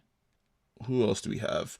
We also have Bahamut Rain says, what if it's Elektra on Ghost Rider team? If Elektra's on Ghost Rider's team and Daredevil's not on there, I don't know how people respond. They'd be like, why is she here? Does anyone actually want Elektra though? No. Okay. I would take her as DLC later. I would take her later. Do you know the thing about DLC, okay, right? But the thing about DLC is that like a lot of the time DLC has got to be like, okay, these are like the nukes, right? The easy picks where like if you put Cyclops as DLC, everyone else other than me is buying them. Do you know what I mean? Like Gambit, everybody's buying that character. Do you know what I mean? Like, but if you put Elektra or Howard the Duck as DLC, that needs to. Okay, tournament players are gonna buy that character. Everyone else can be like, oh, I don't know, why would I buy that character? Do you know what I mean? Like, I feel like DLC picks have got to be some like real crazy picks, like some real like sort of like, you know, fan favorites. I think you're being too logical, bro. Tekken's got Roger as DLC. Yeah, you're not wrong. And my thing, Guilty Gear has like 1 million female DLC characters. That's my thing. I'm like, well, Makes the money, Arxis bro. likes female characters. Mm-hmm. GWENPOOL too. Mm-hmm. Listen, It sells, bro. It sells. shout out to Charlie's Angels, man. It's a thing. Yo, what if DLC is the team is just all females? Femme Fatale. That could be the next DLC team. Oh snap! Shout outs to. Oh damn! I got a follower. My bad. Yeah, go ahead. You talk amongst yourselves. Did they say? So they said that when the DLC will be full teams, like additional teams, and then all 4 characters will be part of that same team. No, they didn't say that. I was just headcanoning. Well, okay. they said future DLCs will have like stories. They did say that in the interview. So I was assuming that it was going to be like a team, then a story drops with that team type deal. Yeah, that's what I'm assuming too. That's what I'm assuming. So I'm still going to maintain that this is something we talked about before. I think that the DLC will be akin to what we have now, but it will still start the building blocks of like canon teams. So let's say Amazing Guardians, eventually you might build, let's say theoretically, the Guardians of the Galaxy, but you'll do it season by season. So season 1 you might get, I don't know, like Gamora. Season 2 you get like, do you know what I mean? Like, and then by season 3 or season 4, you can now make the Guardians of the Galaxy as your actual team. So you can pull any of those characters out for those existing teams and just make your team. I think that's what it'll do.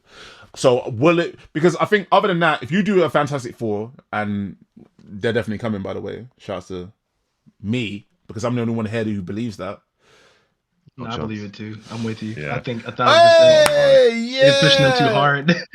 I was getting absolutely curb stomped by these two, bro. I was getting curb stomped by C4 and Charlie. I think so too. Them bubbles, bro.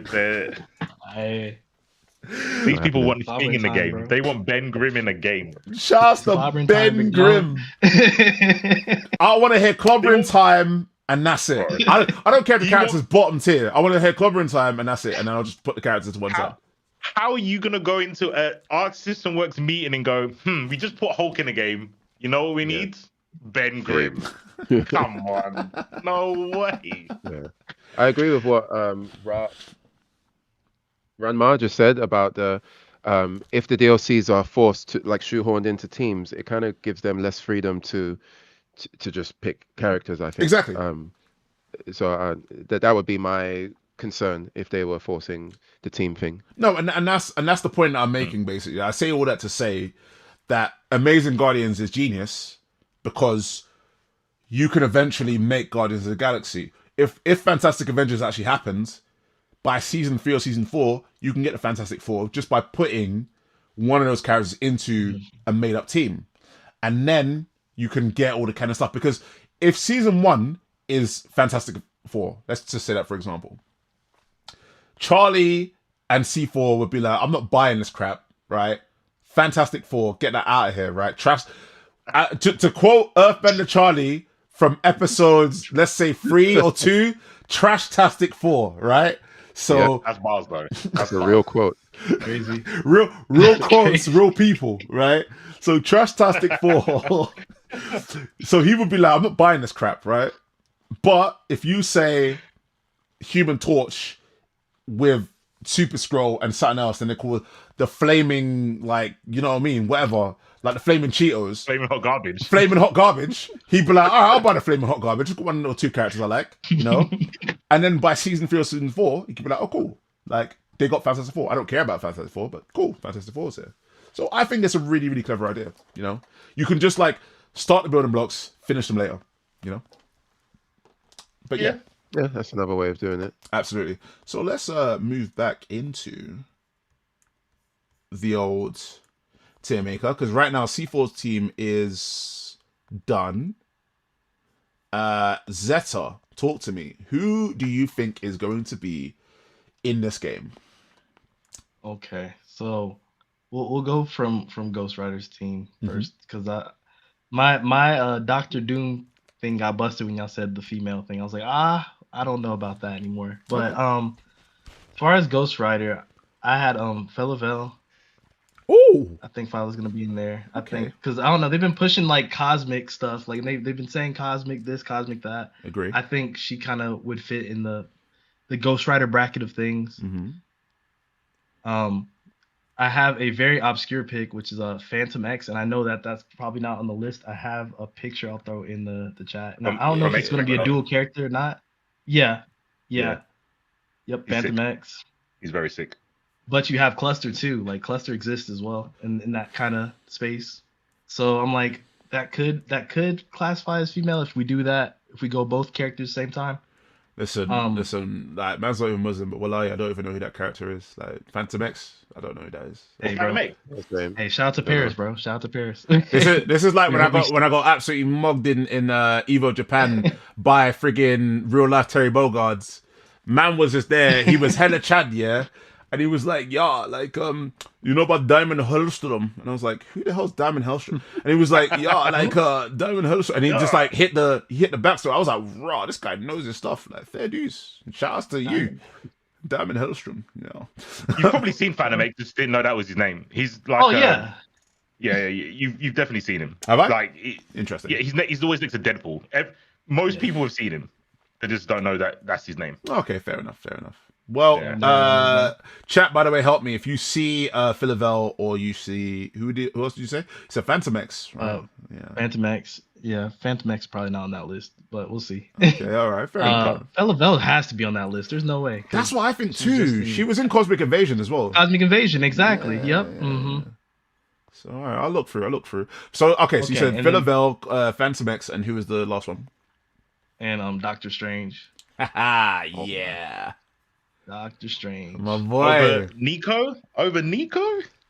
Yeah. No, because I mean, we gotta protect the astral plane and everywhere else too. We gotta make sure everything's good. The Earth's covered there. You know what I mean? We got the multiverse covered there. We gotta get the other planes as well. You know, with this team right here. That's a fact. By the way, chat, just as a buffer, whenever someone says a character, if you see the character and you know where they are, just let me know. Like, just in case I'm blind, because I am blind. But anyway, yeah. So you said Doctor Strange, Phantom X, and Philavel. Doctor Strange is clearly going to be on here, but I figured has to be on here, right? Has to. Definitely was, because I saw Doctor Strange. Right there, right next to Magic and Thanos. Yep.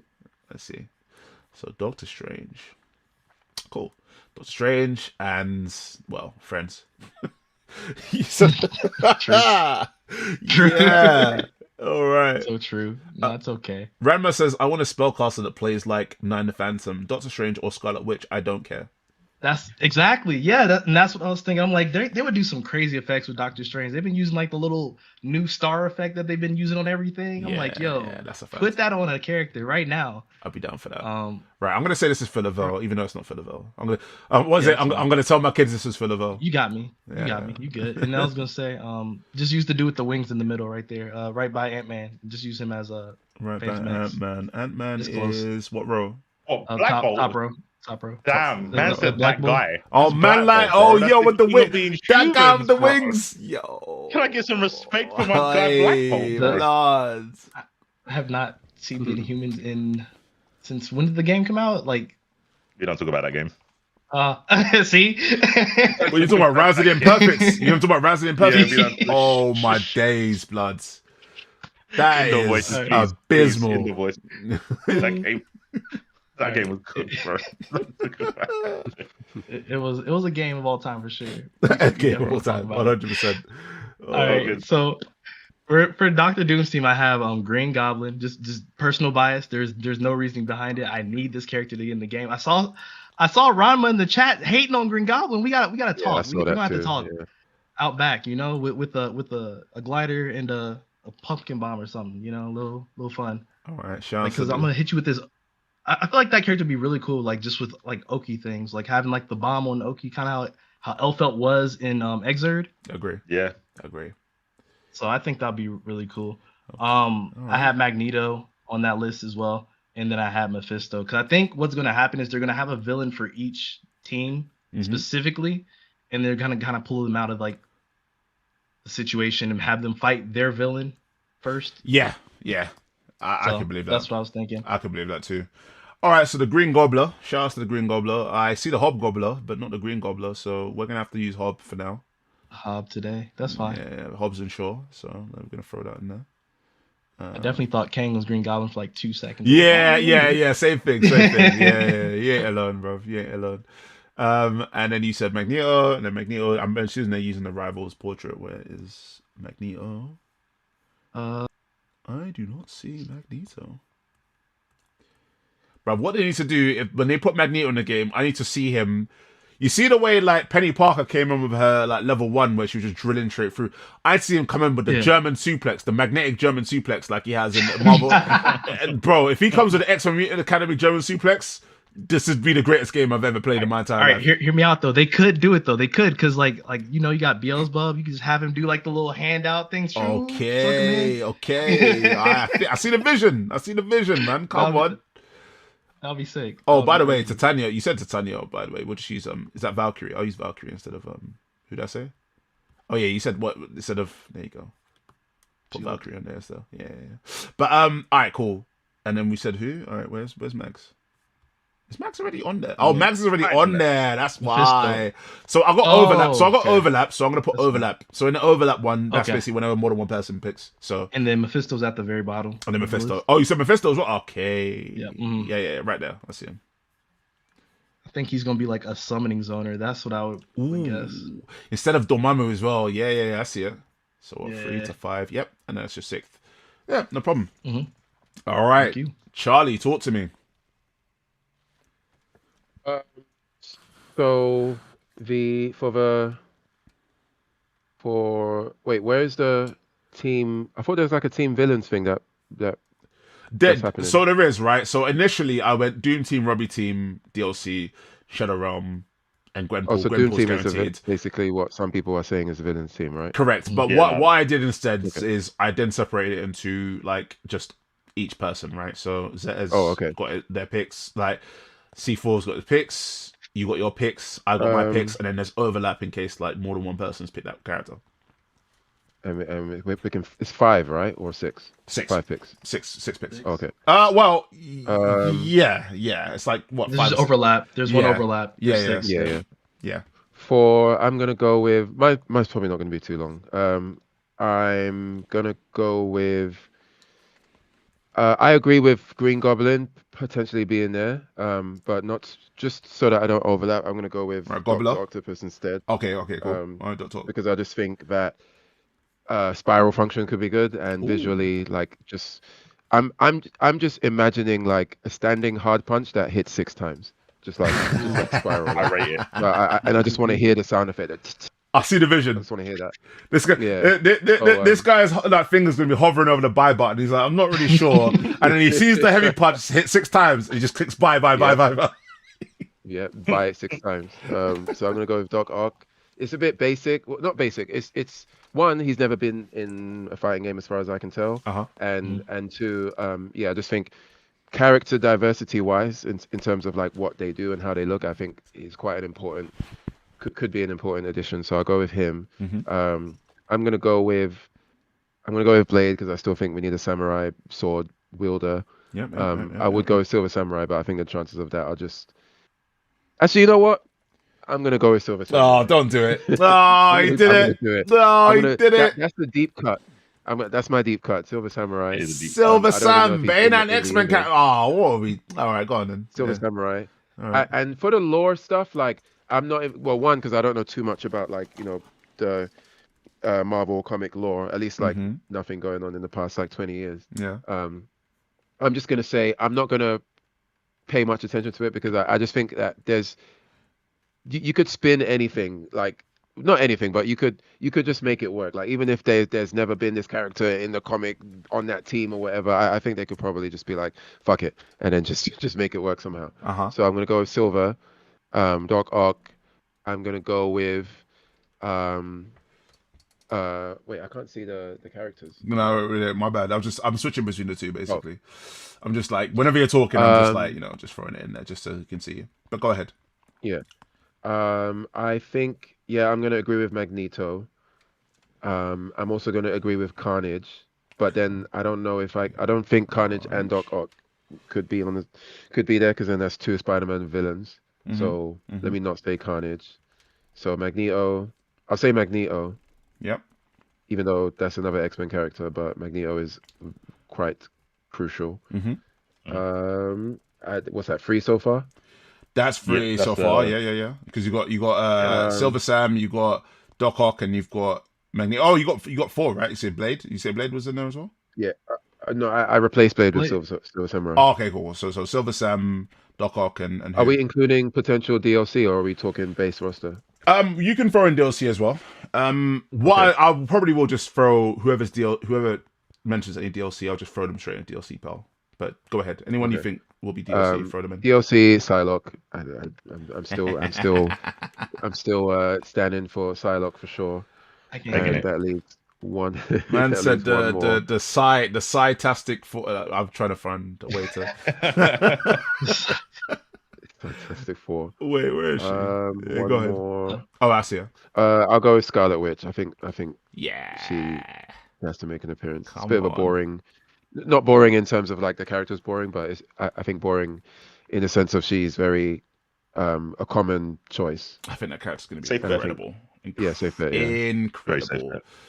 Incredible when she gets like this is just in a meta sense, because I got into modding during like COVID times, and some of the characters I wanted to mod into the game, one of them was Psylocke and the other one was like Kate Bishop. But I just think I went to not Psylocke, Scarlet Witch, and I think Scarlet Witch, I think she has like a lot of potential. Just you could go one of two ways. You can either go like the sort of hex probability, you can go the no more mutants like type of route. And for me, with the way that Marvel 3 works with the whole like 3v3, I was like, you can maybe lock out other people's characters. Like Phoenix, like by nature of how strong she is, makes you not want to pick like core assist, and it kind of forces the 1v1. But I wanted to literally force the 1v1 with like mechanically with her, right? Just say no more mutants. Like it just sort of like blocks out all the other characters. You have to just fight one at a time. I thought that was sick. Do you know what I mean? Like, but I was just not talented enough at all to make it work, so I just couldn't do it. But you know, that Mega Space Stone. Yeah, literally, a Mega Space Stone, exactly. So that's actually sick. I would love to see that. I would love to say Cyclops as well. I know he's definitely probably not going to be in it. Slim Summers. But like after seeing the Rivals trailer, I just want to hear him say, "Behold, optic blade." Obviously, he wouldn't say it, but I want to hear whatever he's like. If Cyclops is in the game and he does his super optic blast, he's not going to say "Behold." But talking of modding, I'm just going to like find a mod where every time we do the super, we have the like fucking low quality Marvel 2 audio of him just saying "Behold." Behold. I just want to hear that. And I want to see him do the pose where he's got like the fucking X shape over his visor, and then just like, you know what I mean, just goes crazy on it. Yeah, Cyclops would be, and I don't know. Obviously, what I'm saying is just bias and nostalgia from Marvel 2 Cyclops, but like his fucking gene splice is one of the most satisfying Shoryus to do or DPs to do in any fighting game. Charlie, bro. Tell him again, bro. Tell him again. I'll tell him again. The gene splice is one of the most satisfying Shoryus ever created. Yes. Just his VA as well, just the way he's just so aggressive, like his fucking his jumping hard kick, where the hard kick is so intense, like his sprite just blurs the whole screen. Like bro, the Cyclops is just sick. Fucking what's the other one? Cyclone kick. Cyclone kick. I need to hear. You know what I mean? Obviously, if he's in Tokon, he wouldn't have all those moves in the same way, but I can pretend. You gotta remember the it'd be like the Yeah, exactly. He puts all his weight. He puts all the weight in his moves, bro. Yep. He is making. Listen. This is the longest I've gone without Cyclops Sounder. So let me just learn this Cyclops real quick. Like, X-Men 97, I rate him. Other than that, Bun Cyclops. Anyway, please continue. Go ahead. Bro, you're trash, man. You're trash. Yeah, I don't know about that. That's not a good take. I don't know. Listen, everyone has black, so I accept that it was going to be an unpopular opinion, right? Cyclops, right, is one of the characters that, like, let me just get real racist for 1 second, right? Because no. Like, let me turn my camera off. Hold on a minute, bro. I'm trying to get cancelled. All right. No. Where are we? 1 second. I'm gonna make sure I get you. Somehow I'm gonna force the camera just back on, right? But Cyclops, Ken, Venom, K-Dash. There's one more. These are all characters that black people love picking, right? And I'm one of those people. I love Ken. I love K-Dash. Venom's cool. I'll take Venom. But Cyclops is the one that I just hate. Like I'm the outlier. I'm the black sheep. Well, I guess white sheep. I'm the white sheep of the family, right? You know what I'm saying? So I think you got it twisted. I think isn't Magneto the Magneto guy as well. Yes. In fact, that's the fifth Magneto, one. for Oh, sure. literally. Like, shouts to friggin' Ray, bruv. What is it? What? Okay, we're getting way too. Okay, now, yeah, we'll all get cancelled. Let's not do that. But anyway, yeah. Sometimes those are those characters, and Cyclops, I hear it. He's very popular. He's got a lot of sauce, as they say. But But I think for me, why I like Cyclops, like it's mostly because of the like Marvel 2 is just heavy, hard carrying Cyclops, because I think they took a generally basic, boring character with one power, Optic Blast, and they just made him very saucy to play. And they made him very satisfying to play. Like they obviously had to invent moves. Like when are you seeing Cyclops do Gene Splice? Has he even ever said Gene Splice in his life? Like I don't in the think comic, he ever probably has, not. honestly. I You know don't what I think mean? so. Yeah. So, but the fact that they invented this stuff that just makes him very satisfying to play, like that's why I think it would be good. But I do agree that as a character, Cyclops it's a bit boring. He's one of my favorite X-Men characters for sure, but I can step out of my own bias and acknowledge that he is a bit sourceless. But the games gave him some sauce. Do you know And what? let's not forget, right? I've said this before, but like one of my favorite moments of Cyclops history is that one episode of X-Men Evolution where the entire X-Men were getting mashed up by Juggernaut, and only Cyclops, he took off his visor, and Cyclops went crazy. held Juggernaut at bay for the whole of 8 seconds before Juggernaut just like crushed him. But you know what I mean? He held his own, you know. So For those 8 seconds, yeah. Do you know what? for those 8 I'll seconds. say two things. Yeah, one is that. So I've had this argument like literally like throughout my life. Like, I remember literally in my media class in school, my media teacher, because he was like, okay, we were in our teens, and he was like 27 or 28 or something like that. But like, and he was like, no, man, Cyclops is the best. I was like, no, but Cyclops, man. And we just arguing, right? And he showed me like the panel where like Cyclops literally just has the visor off, and like the panel is just all red. Like, when he's like on his knees looking yes, and it's all reds. And I was like, all right, you know what? Watch the Rivals trailer. He put that in the Rivals You trailer. are right. You are Yeah. right. Nope, you are correct. You are correct, right? But the other thing, bro. the other thing I'll say is that it's not necessarily my fault, right? That I hate him, because in the original X-Men 92, 93, right? If you look at that, a lot of the times it's just Cyclops saying, hey, don't do that. Wolverine popping his claws saying, fuck you, I do what I want. And then he just does the one and he just walks off. And they're like, yeah, that's right, Wolverine. He's the best. Cyclops is the worst, right? It kind of like trains you to hate like Cyclops. Even Cyclops at one point in the episode says, I'm tired of being a dead mother, being like the party people who just tells people to like, they can't do what they want to do. Like, this is just like, why am I always the person who's unpopular? Do you know what I mean? Like, so he's kind of like self-aware in that regard. So I think it's not my fault, but that's just me taking no accountability. Anyway, with that said, Hey, throw Miles on DLC list. Throw Miles on DLC. Miles list. on DLC. Cyclops is just all right. Cyclops from the live action movies. I think did so much damage for me. I'm like, I don't like this. Yeah, he's kind of trash in the movies. Yeah. All right, no problem. Where is Miles, by the way? I think he's a Miles Boy is Scout. like This? he's bottom. Yeah. All right, cool. Got you. I by the way, shout out to Ranma, because I literally just moved that Gambit and let me see. Oh, I only put Gambit, but Gambit and Rogue as DLC I think makes a lot of sense, and because of that, I just had to acknowledge that and just move them straight over there. But Y'all think they're not dropping Miles when the Spider-Verse movie drop? You must be crazy. They're going to do it. Damn I- Smart for them. They're going to. I don't want to force a black guy, bro. If they're gonna put, I want Luke Cage. That's like put him in. Luke Cage first, is bro. dry, oh The original my one. god! Bro, didn't he use to a bullet in his shit? That's all he does, No, bro. he is dry, but if you're gonna put a black guy in there, just put the original. Put Power Man in there, bro. Why are you Power Man. forcing And Miles? his name is Power Man as well. He's bald. He's bald and he punches. Do you want Invincible versus like roster where everyone just punches, bro, and just flies and punches? No, thank you. Like, bro, like, what we doing there? This is slander. I can't. No one's gonna say this about Black Panther, and he like. You're right. We're not gonna say that about Black Panther because he don't just punch, exactly. bro. Also, he ain't bald, bro. You know what I mean? Oh, okay, that's what it is. Okay. No, it's not. It's not. But listen, he wasn't bald when he was Power Man. He wasn't bald when he was Power Man. Listen. I'll be there soon. My hairline's retreating as we speak. Yeah, so I'll be one day. I'll be Luke Cage. By season 3, I'm gonna be real life Luke Cage. But until then, right? We ain't getting just a bald guy who punches, bro. We got to do better than that. Wait, C4, you don't like Mike Hager, but you want Luke Cage in the game? Talk to him. Talk to him. Thank you. Yes, it's the same thing. That's trash. No. We're all friends here, right? We're all friends here. This is a safe space.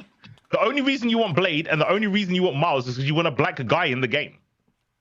No, that's not the coming next year. For some people, yeah, but not. I don't think for us. I don't think we're saying that. Okay. I just think there's more interesting. I want someone new. I don't want. You cannot say more interesting in the same sentence as Luke Cage. I tell you why I can, because Spider-Man's already in the game. We don't need Miles. Yes, he's got like 2 things that are slightly different. He can put like Venom bite things. No one cares, bro. There's so many better invincibility. Go crazy. Put Silk in there. Silk's way more interesting. There's way more interesting Spider characters. Make him like Chip. Use the electric to like zip across. Like do some like Chip zip zoop. Spider-Man can do that. The screen. Spider-Man can do that. Listen, C4. I might agree with you that Silk is more interesting, but they say it ain't 2018. Do you know what I'm saying? Like, it's over. And what does Blade do? He cuts. He's budget Deadpool. Why? Oh. Look, Blade is basically Dante, bro. I can tell you right now, he's going to be Dante meets Nagaryuki. It's going to happen. Bro. Yeah, Slayer. Like, bro, he's gonna have like the bloodlust. He's gonna have like the guns. He's gonna have the swords. That character's gonna be. There is no way that Blade drops and he's going to be a boring character. There is no way we're going to watch that trailer and say he just made crap. Hitman, bro. I'm telling you, bro. What we did here? Okay, I think there's way. Bishop is cooler. Bishop is way cooler than all of them combined. My brother in Christmas. Blade. There is no way. Bishop, like, what we doing here? Bishop is.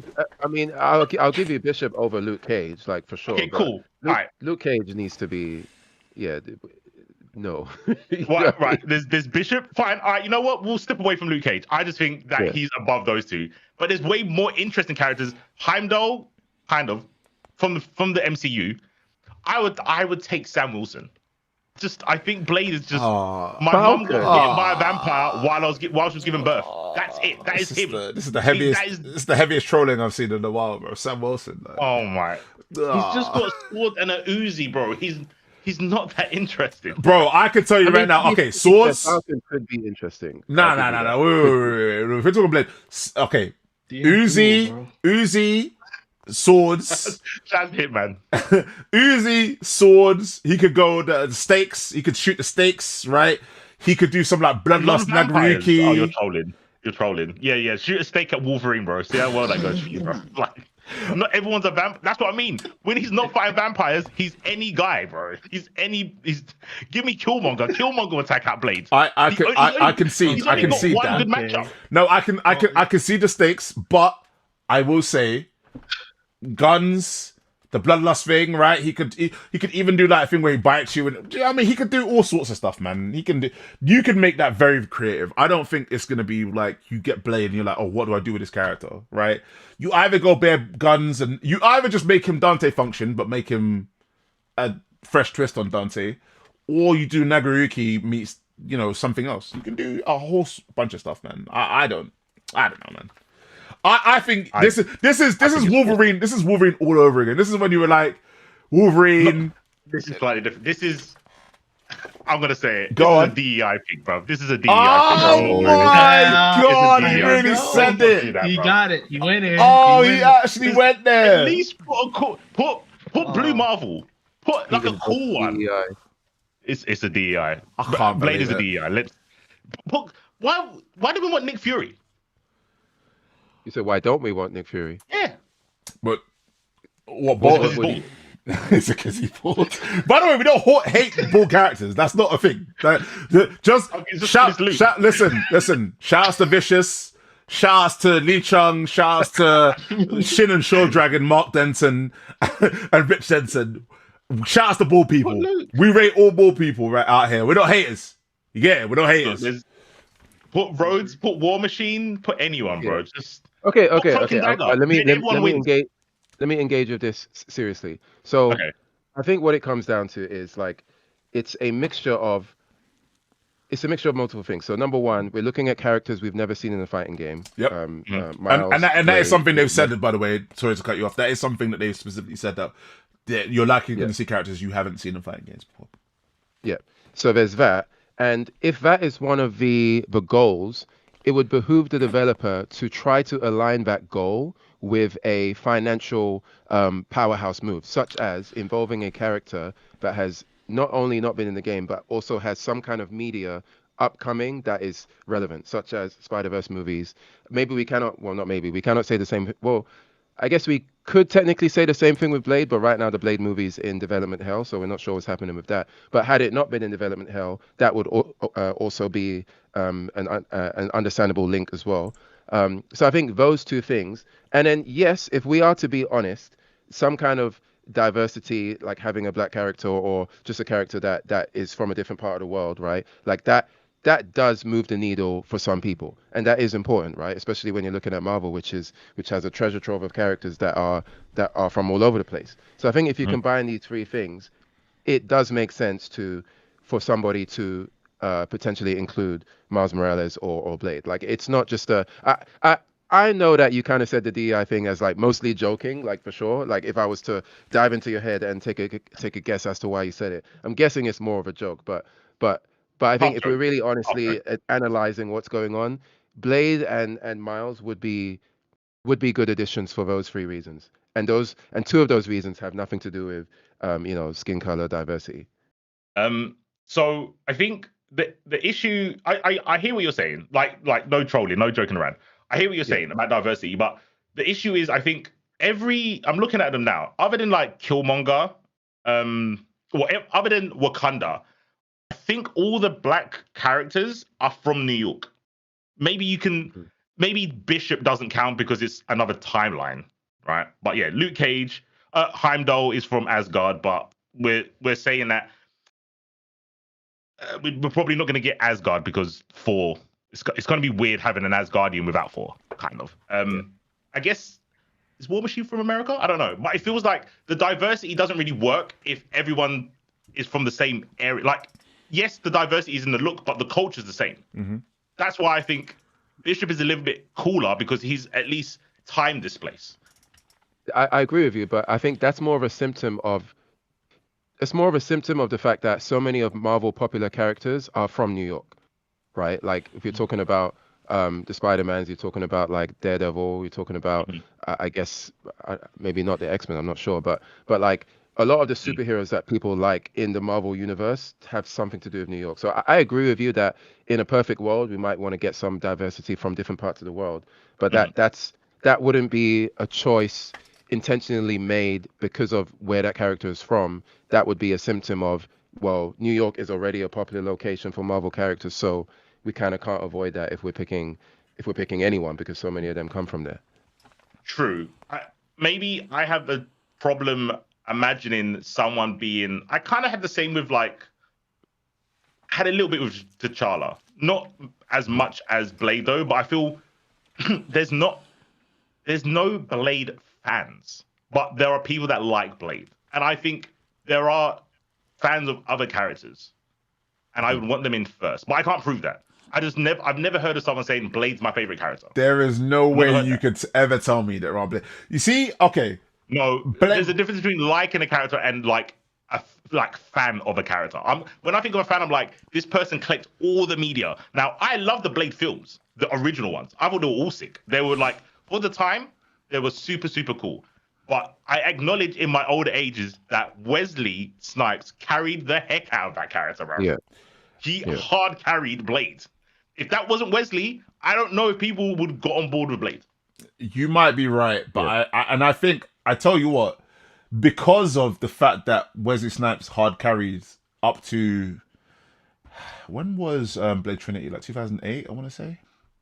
So like The thing is all the Blade fans are like wife and kids or whatever the hell they're doing. I don't know what the hell they're doing. They're either employed or they're like they got grandkids now. They're boomers. And that's boomers. why you don't hear them being as vocal, but I think they're out there. Do you know like when the Mortal Kombat like combat pack happened and it was like oh my Leatherface and all the old Terminator Ghostface like, and everyone was like they were like this is that shit for you, like your 50-year-old uncle, and he's like that's that shit, nephew. Yeah, he's like that's that shit, nephew. What the hell? He's like you don't know you don't know about Conan the Barbarian, you don't know about and then like, we don't know about that. That's exactly what Blade is. And when Blade drops, they're like you know what? I can concede, right? Like, given that you raised that point about, or C4 raised the point about, like, how many Blade fans are there really? I can concede that in current time, Blade is probably not as popular as he once was during the Wesley Snipes run of movies, right? Mm-hmm. So if I can concede that point, I would then step in and be like, okay, well, I'll now lean on the other super strong point, which I just think as a design, like, even if we want to say his abilities are not that interesting, which I disagree with. I think just having a gun, a sword, and maybe some vampiric stuff, I think these three things can marry each other and become quite interesting gameplay wise. But even if I don't lean on that, I just think visually, shades, cool black guy, boosie fade, waist, leather jacket, you know what I mean? Like just the silhouette, the way he's gonna move, the way he's gonna sound. Like I just think there's too many good design choices going for him that to not include him would feel like a bit of a blunder, I would say. You know what I mean? I mean, I concede. I'm over egging it. I'm exaggerating how bad he is. He's probably not like the worst character to base on a fighting game. I just think like I'm looking at the thing now and I'm like, I'd rather have Prowler, bro. Like I just think you're a troll. You're heavy trolling. What do you? Prowler. I think Prowler's okay. I think Prowler's okay as an idea. Prowler's okay, I don't know. I'll give you. But that comes to the same reason why Blade isn't popular though, in my eyes, because I think it's just the visibility factor of Blade being a lot lower now than it has ever been. But the thing is, at least you still have a picture of Blade in your mind because of how powerful that first visual of him was. And I think that's what makes him very, very potent as a character. I think like a character that like it has a lot of recency bias going for him as a character that I love now, and that's Star-Lord. I'm like, I knew of Star-Lord. I didn't read any of the Guardians things until the movies came out. So like I had a friend that like loved Star-Lord, and I was like, okay, he's cool, I guess.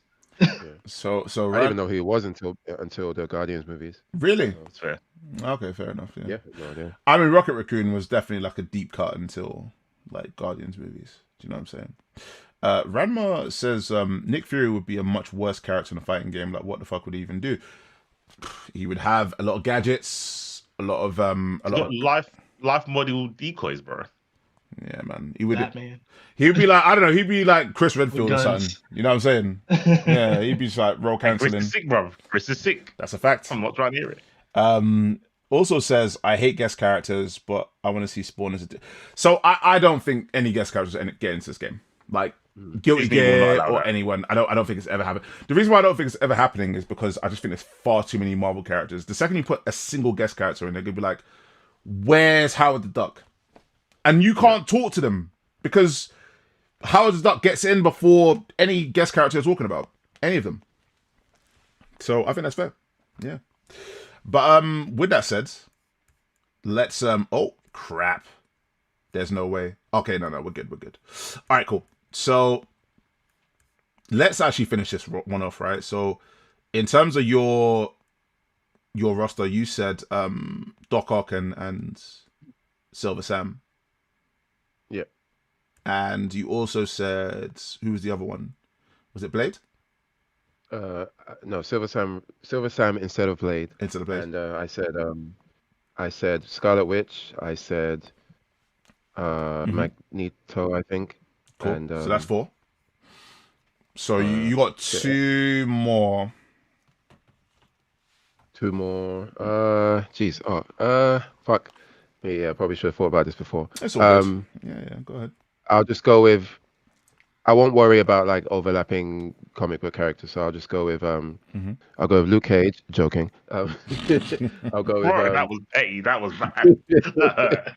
Coming from let's Charlie, that actually hurt me. fuck. I'll go with oh no, I said Miles Morales DLC. You said Miles Morales? I said All right, well then, yeah, okay, so Miles cool. Morales. Yeah. Well, okay, that's DLC, but Oh, no, but Gwenpool. you want? Maybe I forgot to say. Oh, you picked Gwenpool, Oh, yeah? you did pick Gwenpool. All right, Yeah. cool. Oh, Yeah. that's what I forgot to say. I won't say the other one, but the other character Oh, in the okay, league, all I'm right, gonna say. yeah, okay, cool. I All won't right, and then redacted. So okay, so you got two there. You've got Scarlet Witch, and then you've got Gwenpool. So that's 4 there, and then you've also got redacted. Yeah. And then but you've got one more besides redacted. Wait, really? So yeah, because you got 2 there. You got 2 more with Scarlet Witch and Gwenpool. You've got redacted, which was 5, and then it'd be. Didn't you say Doc Ock because of the 16? All right, no problem, Doc Ock. Oh yeah, no, Doc Ock's in there. No, Doc Ock and yeah. So you got those 2. Technically, okay. So DLC. The thing is, DLC doesn't count as because it's 6 characters, right? We're gonna see 6 characters. Yeah. So you've seen 2 with Doc Ock and Silver Sam. You've seen 3 with Scarlet Witch, and then you need 3 more. Actually, you need 3 more. I'm gonna go 3 more. Okay, I'm gonna go with I'm gonna say Super Skrull because we ain't getting Fantastic Four, so just put them all in one. Oh, we're not doing that again, man. I'm gonna Run say it back. that. Yep. It worked. It worked. Run it back. All right, there he I is. need I see 2 more. him. I see him. Let's see.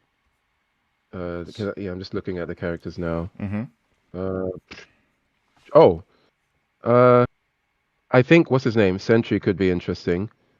Yes. Sentry, interesting. Okay. And perhaps maybe Iron Fist.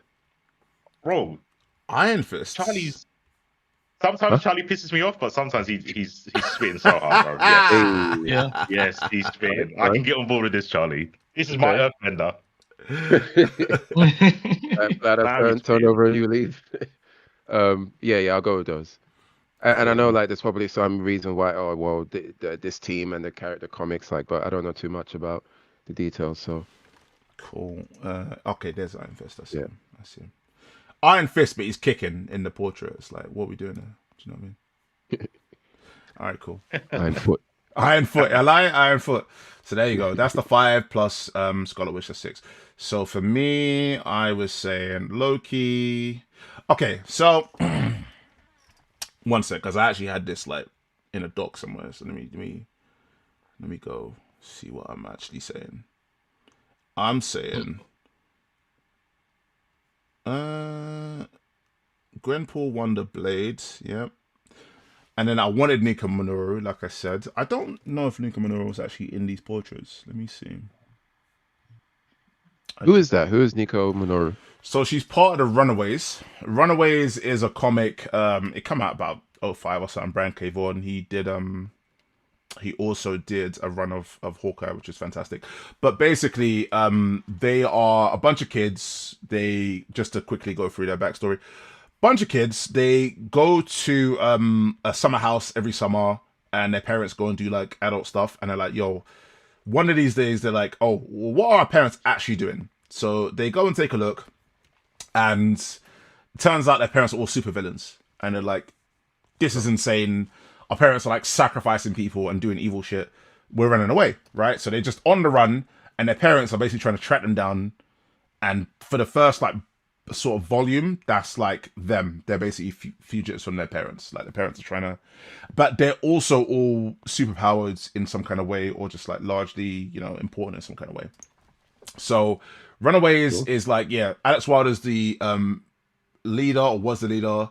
Then you also had Nika Minoru, you had like a couple others, Chase Stein, Gert, blah, blah, blah, blah, blah. There's a bunch of... One of the characters actually was Son of Ultron, funny enough. That was like a bit later. But there's a bunch of characters who have a bunch of different superpowers. I think Cloak and Dagger was also part of it at 1.2. But yeah, basically, long story short, That's cool. teens On the Run, Parents of Villains. That was like the large, like the long and short of it. But yeah, Nico Minoru is basically one of the more interesting characters. She's got the Staff of One, and the Staff of One is like you need to draw blood in order to activate the Staff of One. The Staff of One has like a variety of different powers. Some of which you can control, some of which you kind of can't. If Peni Parker wasn't in the game, I think she would kind of be like the Faust function, but because Peni Parker is there and doing the random stuff, it wouldn't be that. It would probably be like, I don't know, you get hurt and you do better stuff or something. But yeah, basically that's it. She has a staff. She's the witch. If she's in the game, she doesn't behave like Doctor Strange, but you could believe that if she's in the game, Doctor Strange may not be in the game just because she's like the sort of sorceress. You know what I mean? So yeah, she's very cool character. Very cool character. But yeah. Good. Yeah, either way, Nico Minoru, I don't see her there, but I would say Nico Minoru would be one of mine. I don't want to say. The thing is, if we have Hela and like Thor's not there, it feels like it doesn't make sense. But I also kind of can't think of female villains outside of Hela. Do you know one that's sick? Go on. But they probably won't put her in. Cassandra Nova. Cassandra Nova. Oh, I'll be with it. I'm trying to remember Cassandra Nova, brother. I am washed up. This is crazy. With it. Xavier's sister. Oh yeah, bold. She's in the latest. Yeah, she's in Deadpool. Deadpool Wolverine. Yeah. You're exactly. right. Yeah. All right, Cassandra Nova. I think that'd be sick. Yeah, I could. Fuck with that. I mean, Hela could be there. I mean, because she could be the reason that Thor isn't there either, because he's in that statue. I can see that happening. You see, this is why you're here, right? This is literally why you're here. That's the law guy. Literally the law guy. Like you've been cooking with the law like the whole time. I rate it. All right, cool. So what have I had? I've had those two. I've had Blades. I've had Gwenpool. I've had Scarlet Witch. Ooh. And I'd probably say, if not Magneto, oh god, who would be the sixth? No, I think that would probably be it, I think it'd probably be like a... Yeah. Oh, yeah, well, Nico Minoru, right? So wait. So the villains would be Hela, Loki, and Magneto, and then the anti-heroes would be like Blade, Scarlet Witch, and Web. Yeah, that would be the sixth, wouldn't it? But listen, if you put Nico Minoru, like I said, crying, twerking, etc., it would happen. So cool. All right, that's that. So with that said, we spent a long time on that. We really should have said that for last. That was my own fault. I kind of front loaded it, but that is what we have as of right now for roster predictions. We spent an awful long time on that, but I think it was a fun time regardless. Yeah. So cool. Yeah. With that said, actually we should have spoke about it before, but so also episode mode, right? So there is a story mode in Marvel Tokon Fighting Souls. Initially, it was said, oh, it's a 10-hour motion comic, and something in the translation made people believe it wasn't going to be playable, and people were... You saw, but I actually remember reading the tweet and then reading the replies, people going, I'm not buying this game. Like, there's no playable story mode. It's over, right? And then it forced them to actually clarify, yo, by the way, it's playable. Like, there will be, like, playable games in between. And now people are like, oh, thank God. Do you know what I mean? So, yeah, I mean, what do you guys think about what it is that we got confirmed? So, like I said, episode modes, 10-hour motion comic, also going to be playable in between. You said 10 hours? Yeah, 10-hour motion comic is what they said. Okay. And with fights between? There will be fights in between, yes. Okay. Was it because it was split up, like, between each team, I think? Most likely that. Yeah, it's most likely. Yeah. Okay. I mean, it's sounding like basically just an arcade mode with visuals in between matches, and maybe some of the scenes are quite long. I think it's better than just having a thing that you go into the options and press play, like people like what they thought it was before. Because for the casuals, you do need some kind of like we don't want to make the same mistake that Street Fighter 5 made when it came out, where it didn't even have arcade mode, right? So, and Capcom learned their lesson the hard way from that one. So, Agree. but I don't know. I guess we can't speak too much on it. I guess we can predict because we've heard what they've said about it, but. I think that it's not the most interesting sounding story mode, but it's definitely better than just watching something passively. Yeah, I hear it. Also, Blizzard says, is it teams or acts of the story? Like Act 1 is the teams forming. It could be that. I don't know. Yeah, it's hard. Like that, I'm not too sure. Actually, I'm not too sure. In all honesty, so we'll have to see. I mean, look. I mean, I'll just say. Well, actually, no. I'll say mine last. Actually, like So Zeta, what are your thoughts? What do you think? Actually, I made a little video on that. So I think it's gonna be a little bit of like they're gonna use the assemble mechanic as a storytelling device. So I think and I think that's also why they kind of went in with the mindset of it being a 1v1 game, because you're gonna start as like probably one character, you're gonna run into another one of your characters that's gonna end up assembling in a full squad at some point, right? Because that's just how that goes. They talked about how Star-Lord is the reason that Peni Parker's in the game, because he bought something that he thought would work, but he bought it on the cheap, so it didn't work, and it brought her to the game. So okay, that's from their Twitter, so it's actually direct from source. Oh, okay. Well, so confirmed. Yeah, that's direct from source, so it's not vague. And I think that's just going to be a lot of how these teams are assembled, and that's why we have some of these funky looking teams where it's like, how did Danger end up on the X-Men team? How did we get the Hulk in Savage Lands over there? Like, how did that happen? I think there's going to be some pretty interesting setups going on. As far as the motion comic aspect of things, I have to see it, because I'm not gonna lie, I like the Netflix mode, I call it, on Guilty Gear Strive. I like it, but that's because that's a movie. If it's a thing I have to physically turn the pages like they were saying in the interview, I'm like, come on, man. I'm just trying to get through. I'm trying to see what's happening with the story, and enjoy that. Hopefully there's enough fights to kind of hold my attention with the 20 characters we're gonna have at launch. There's only so many kind of fights you can kind of make, I think. So you'll see me online. You'll see me online. Okay. Long story short, but pretty cool. I'm glad it's playable. I hear it. And C4, finally, what do you think? Maybe I've got fighting game brain rot, but I think if it's a story mode and it's just like intermittent battles in between, I'm just like, just play arcade mode. I'd actually just rather the film. I'd rather the Netflix mode, unless they put interesting things in between, like, oh yes, I know this is a 4v4, but for this part of the story, it's just Cap versus Iron Man. There's no assist, there's no teams. If they do stuff like that, it will be cool. But if it's just battle after battle, cutscene, I just think just play story mode. So I think the thing is, right, when it comes to single player content, I've always thought that fighting games have largely been lacking. I think the gold standard has been, for a long time, NRS games, right? It's been Mortal Kombat and it's been Injustice. Mortal Kombat, so in my childhood, with my friends, we used to always play games like racing games, fighting games, etc., right? We used to play all of them together. People used to excel at various ones, right? And friends of mine who, I went on to be competitive with fighting games, and they used to play them like casually.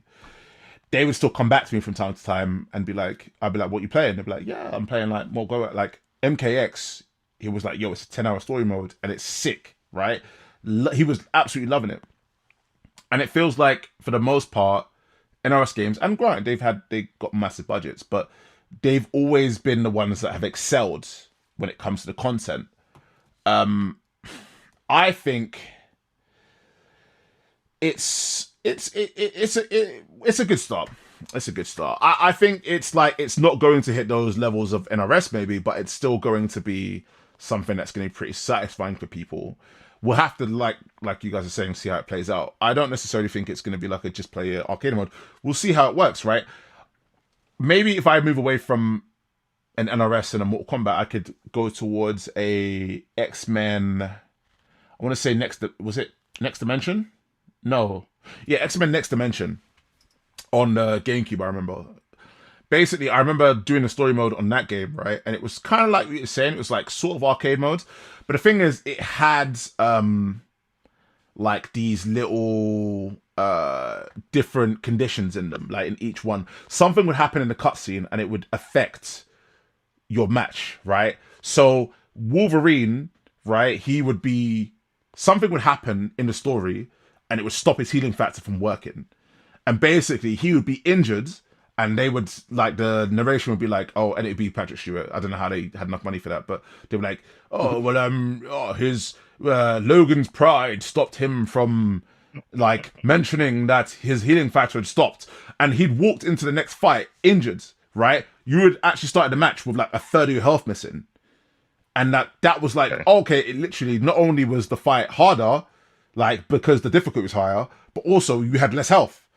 And that was like, I remember being on that and being like, yo, that's like, what the hell's going on, right? This is like a lot harder. And those kind of things I think are actually fine to do. I think they should do that. Yeah. I think the two things they should do is like, A, create those type of conditions. And also B, I always think that story modes and arcade modes really should be like a way of teaching you how to play the game, right? So create those conditions in the story to then, you know, make you learn how to play the game better, right? Something about this next enemy is just throwing you non-stop and you need to learn how to throw rake, right? In the right situations. Someone in this, right, he's only doing this one type of thing and you need to learn it. And then he's doing the next type of thing, you have to learn it. And then you fight Magneto in the end and he's doing all of that stuff together and you need to know, okay, cool. I learned all that stuff from before and now, boom, I know how to fight this guy. I think that's actually very important alongside all those things. And I hope that the story mode does that. But we'll have to see, you know? We'll have to see. There's not too much that we know.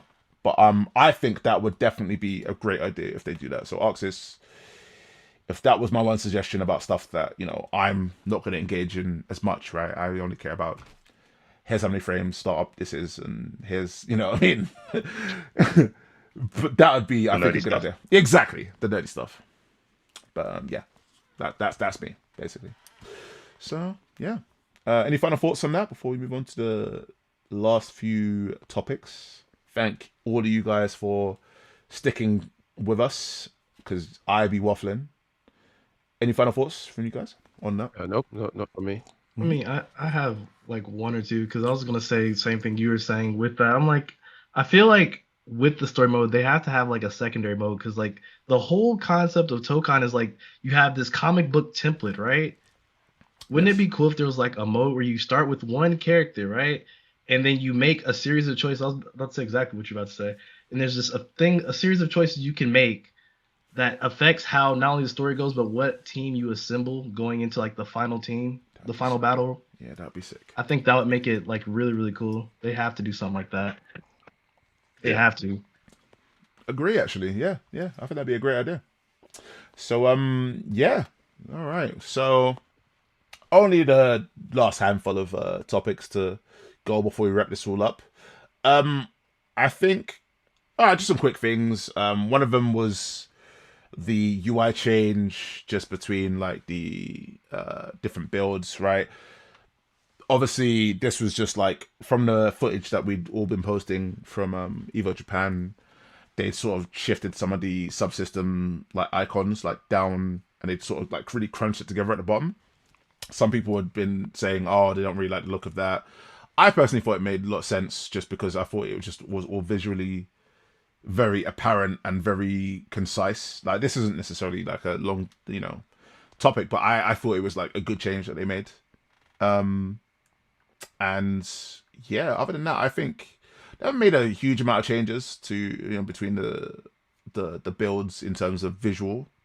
But I think two things they had done. One of them was that, and the other one was because the assemble Tokon assemble was a new mechanic that they'd introduced. Like, whenever you're you hit 150 meter, all three of your sort of portraits flash, and then you actually get like the actual I think it must be the kanji for like Tokon or something like that, or like Tokon assemble. But that's pretty cool. But yeah, other than that, one of the last things we were going to say are, one of them is going to be us talking about Combo Breaker, because some of us are going to be going to that. And the other thing as well, so we'll go over this first. It was going to be, Marvel Tokon was originally meant to be a 1v1 game before switching to 4v4, according to an interview with Pachi-san, right? So, I'll see if I have the quote, but for those who don't know, basically, the long and short of it was that Marvel Tokon started as a 1v1 game, and then somewhere in the middle of development, Pachi, Battle Directors 1, but obviously he has like a more elevated role than that, said it would be a better decision for us to go for the 4v4 to make it more unique and to stand out more. Some people already thought that the 1v1 was enough, and that, having Marvel characters in a 1v1 format like that in, the Arcs' style would be more than enough. And then Pachi was like, nah, let's, really go for it and actually go for the 4v4. I'll try and find the quote, but just, what are you guys' thoughts of that first and foremost, right? I'm glad that Charlie. I'll just jump in. I'm glad that they didn't stick with the 1v1. I think with a franchise like Marvel and how many different characters you've got, and with even the name Marvel and what it means to fighting game players, like we cannot avoid the shadow that Capcom gave to the franchise, given how long they've been using Marvel characters in fighting games. I think that to then go with a 1v1 in that world that we live in, or this world that we live in, would have been I don't think that would have been, not to say the game would have been trash, but I just think it would have been a slight misuse of the not only the IP, but what we associate when we think of Marvel. So I'm glad that they didn't go 1v1. But I do think that, you remember when we first saw the trailer and we saw the 4v4, and most people were like, 4v4, that's a bit much, right? And now when the game comes out and we toy around with it, that the whole 4v4 feels like a bit too much will probably die down. But I still think that on paper, from just if I zoom out and or if somebody came to me and said, hey, I want to make a fighting game, I'm thinking of making it 4v4, I think I would definitely say you might want to reconsider, just go down to 3v3. Because 4v4, even though it's a shared health bar, I still do think that it is a bit of a lot going on. And I think that, I guess it depends on what the person's goal is in making that game, whether they're trying to bring in a bunch of new players or casuals or whatever. But I do think that even for the initiated fighting game player, having multiple characters jump in on screen at the same time due to it being a 4v4. Obviously, this happens already with Dragon Ball FighterZ and other tag games, right, like Marvel 3 and stuff. But I just think with the additional character making it 4v4, it's starting to lean into a little bit of danger zone territory where it may be leaning into a bit too much. Right. But yeah, 1v1 is way too few. I think the safe zone is 3v3, but apparently they wanted to up the ante and go, add one more. So I guess we'll have to see how it turns out. But that's my take on that. So just real quick before we get you guys' takes on it, right? So we're just gonna read out a little bit of it. So, speaking to 4Gamer in Japan and translated by The Gamer, following EVO, Marvel Tokon Fighting Souls director Kazutoshi Sekine, aka Pachi, revealed that Arc System Works nearly developed the game to be a more traditional 1v1 fighter. Quote, in the early stages of development, we discussed whether it should be individual or team battles. And if it were team battles, how many fighters would be on each team? Unquote. He said, quote, I personally think for a one-on-one format would work fine, unquote. After further consideration, though, Sekine changed his plans. Quote, I thought about what Marvelness really means. Word to Charlie, right? I think people have the impression that it's an all-star cast of heroes, a lively atmosphere, end quote, he said. Adding, quote, I thought team battles would be the best option. However, 2v2 and 3v3 are commonplace, and 4v4 seemed interesting but difficult. honestly, as evidence as well, because we've had this discussion over the last couple of episodes of Talkin Tokon, right, about how to even convey this type of format and if they've been doing it successfully or not. Back to the article. I was, and he says, I was struggling. Then one day the idea came to me that if I tinkered with the system, I can make 4v4 a reality. End quote. After discussions with the producer Takeshi Yamanaka, Sekine took the idea to the game publisher Sony, and it wasn't what they expected. Quote, after we decided on 4v4, we told the people in charge at SIE and Marvel, quote, Marvel Tokon Fighting Souls would be a 4v4 fighter, unquote, and they were surprised and said, what? I thought that reaction was refreshing and actually good. Quote, it's really difficult to make a game that surprises people in this day and age, isn't it? If we can make that a reality, it will become a unique strength of this game, end quote. There's a bit more, but I think that really sort of captures most of what they're going for. I think that they've gone for something really, really ambitious, obviously. We will see that, and I think even that quote crystallizes in the article. But Zessa, what are your thoughts on the idea of all of that? Honestly, yeah, I think that's kind of what they're going for. I mean, the wow factor of it, not only that, but separating your name from Marvel too, because the thing is, like, okay, Marvel has 2v2 and it has 3v3. Marvel vs. Capcom already has those things, right? What is going to make our game stand out in the long term? Because attempting 4v4 is not an easy task, as they said, but I think it also draws eyes because, I mean, when you think of Marvel, you do think of 4 too, but not for the same reason. You think of 4 because of, like, Ultimate Alliance. Ultimate Alliance, you got 4 characters. X-Men Legends, you got 4 characters. You know, you have the squads, the 4 peoples. You know, so I think it's a really cool and lofty goal. I really want to see how they play it out, like, in the long term of things, because 4v4 leads to a lot of variance in game, especially with 1 health bar. 100%. 100%. I think yeah, they have definitely. Before I actually give my final thought, I'll let C4 chime in, and then I'll just round it off. So C4, talk to me. Like, what are your thoughts on all of that, both the article and the idea that it was going to start off as a 1v1 and then morphed into a 4v4? I pretty much agree with Charlie. I think 2XKO started off as a 1v1, and a lot of people said it should have stayed like it. But the whole, you know, Marvel, the word Marvel just invokes team chaos. I struggle to think of Marvel 1v1 as a concept in my head. Like, obviously we've seen it in comics and films and media and stuff, but when it comes to fighting games, even though there have been, like, single player Marvel IPs, sorry, not single player, 1v1, I think to do that now after, like, MVC2, MVC3, MVCI would feel like a step back, even though it's not necessarily a step back just to go to a 1v1. But yeah, I think they would lose a big, I don't know, because it's weird because of how things have panned out. I don't think they imagined it. So, like, with 2XKO and Invincible, it feels like those games rushed as soon as they heard that Tokon was a thing. I 100% think you're right with Invincible Versus. I think that game came out like 6 months earlier than it should have. And that game is not cooked, bro. That is, I like that game. That game is put it back in the oven, please. Yeah, respectfully. Yeah. And it's fun, and it's a fun game. But it's like, it looks fun. Tokon's on the horizon. Yeah. If we don't get out before Tokon, it's a long day. And I think 2XKO is the same. That's how much power the word Marvel in your game does to other franchises. And to come out in a time where there was a big gap in terms of, I know some people say like Dragon Ball is a tag game. To me, it's a team game.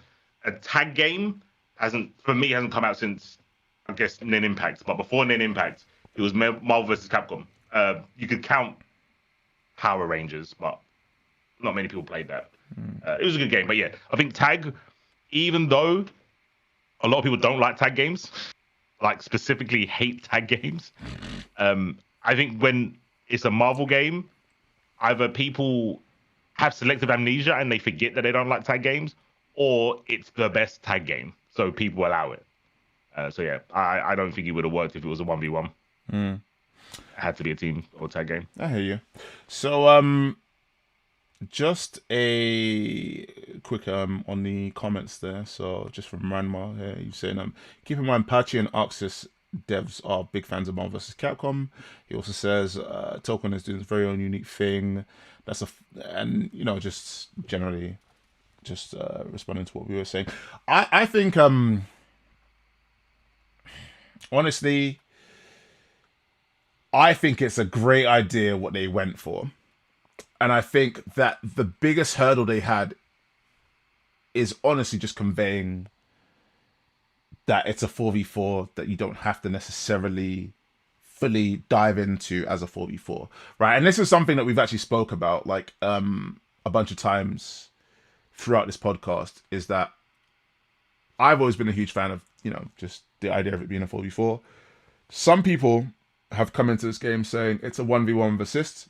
Not to keep Necro in the thread. I will be Necro in that thread a bunch of times post-release because I think that will die out. But you know, the idea of people coming into the game and being like, oh, it's this thing, or oh, it's that thing, and when it's this completely different thing,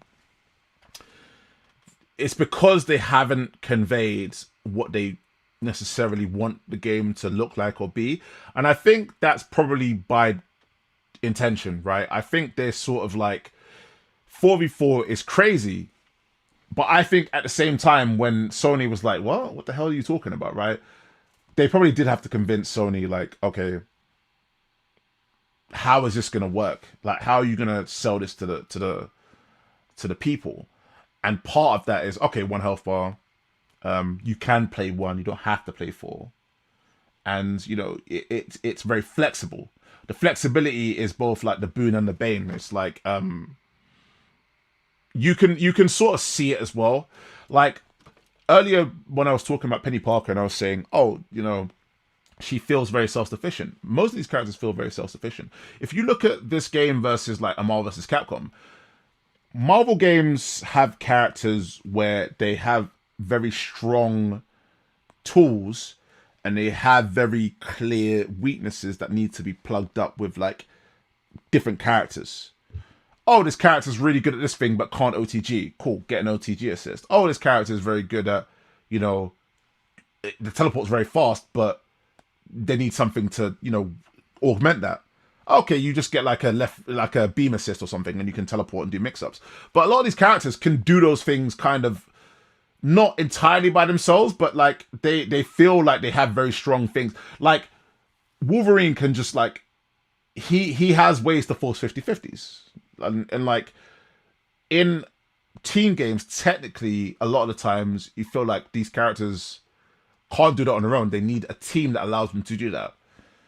This game has allowed, you know, solo characters to do whatever they want and teams to do whatever they want. And so everything seems like it just like is going into a pile and it's like everything's strong. And you can really, really feel it. So like whenever they're saying like, oh, it started off as a 1v1 game, I can see it. I can see it. I can see why someone could say 1v1 with assists and feel that they can stand on that, because they could probably play Wolverine and just cave your face in and get away with it. But then somebody can also take Wolverine and a bunch of assists and do something completely different and cave your face in a different way. And also they're right. So it's like, I think right now they're doing something very, very unique. And I think it's working mechanically. And I can say that because I've been playing the game so much. But I think now their task is to now convey that, right? How between now and release are they going to be able to convey to everybody that they're all right? It might be a completely impossible task, you know, but I would love to see how they how they manage it, you know. So yeah, it's definitely a risky move, but I respect it as a from an ambitious standpoint, right? Like as somebody trying to design something fresh, trying to separate themselves from what has come in the past. I think it's a bold and respectable move. But as we've said, like it could it could go wrong, and that's just a game you play when you try something new like this, right? You know, I as I've said in the past before, I still think that I understand that the whole ratio way of doing it, like having you can choose up to 4 and when you can choose 1 or 2. Like I know that's a very difficult thing to balance, but I still think that communication wise, if you want to make a game where you can choose up to 4, but then you're also saying, but you can play 1 if you want to. Communication wise, if you're trying to communicate that, it's clearer and easier to communicate that by letting the player choose 1 or choose 4. I'm still going to die on that hill because I think that the way they have it now, while it is unique and while it is different, we're yet to see if it's going to play out well in the long term. So that would be my one critique with their way of doing things. Because yeah, it's like, okay, we started with 1v1, but then now we want to say it's 4v4, but you can really pick and choose how you want to play. Whether that's true or not is yet to be seen. Would you say with the ratio system, I agree that it's easier to convey that to like a newer player, but I would say it's harder to explain the pros and cons. Would you agree with that? You mean the pros and cons as to why it could be good or bad to choose 1 or 4? Yeah. So like there would have to be some balancing, like whether if you've only got 1 character, you do more damage, you don't have assists. I think yeah. So I think what's the word I'm looking for?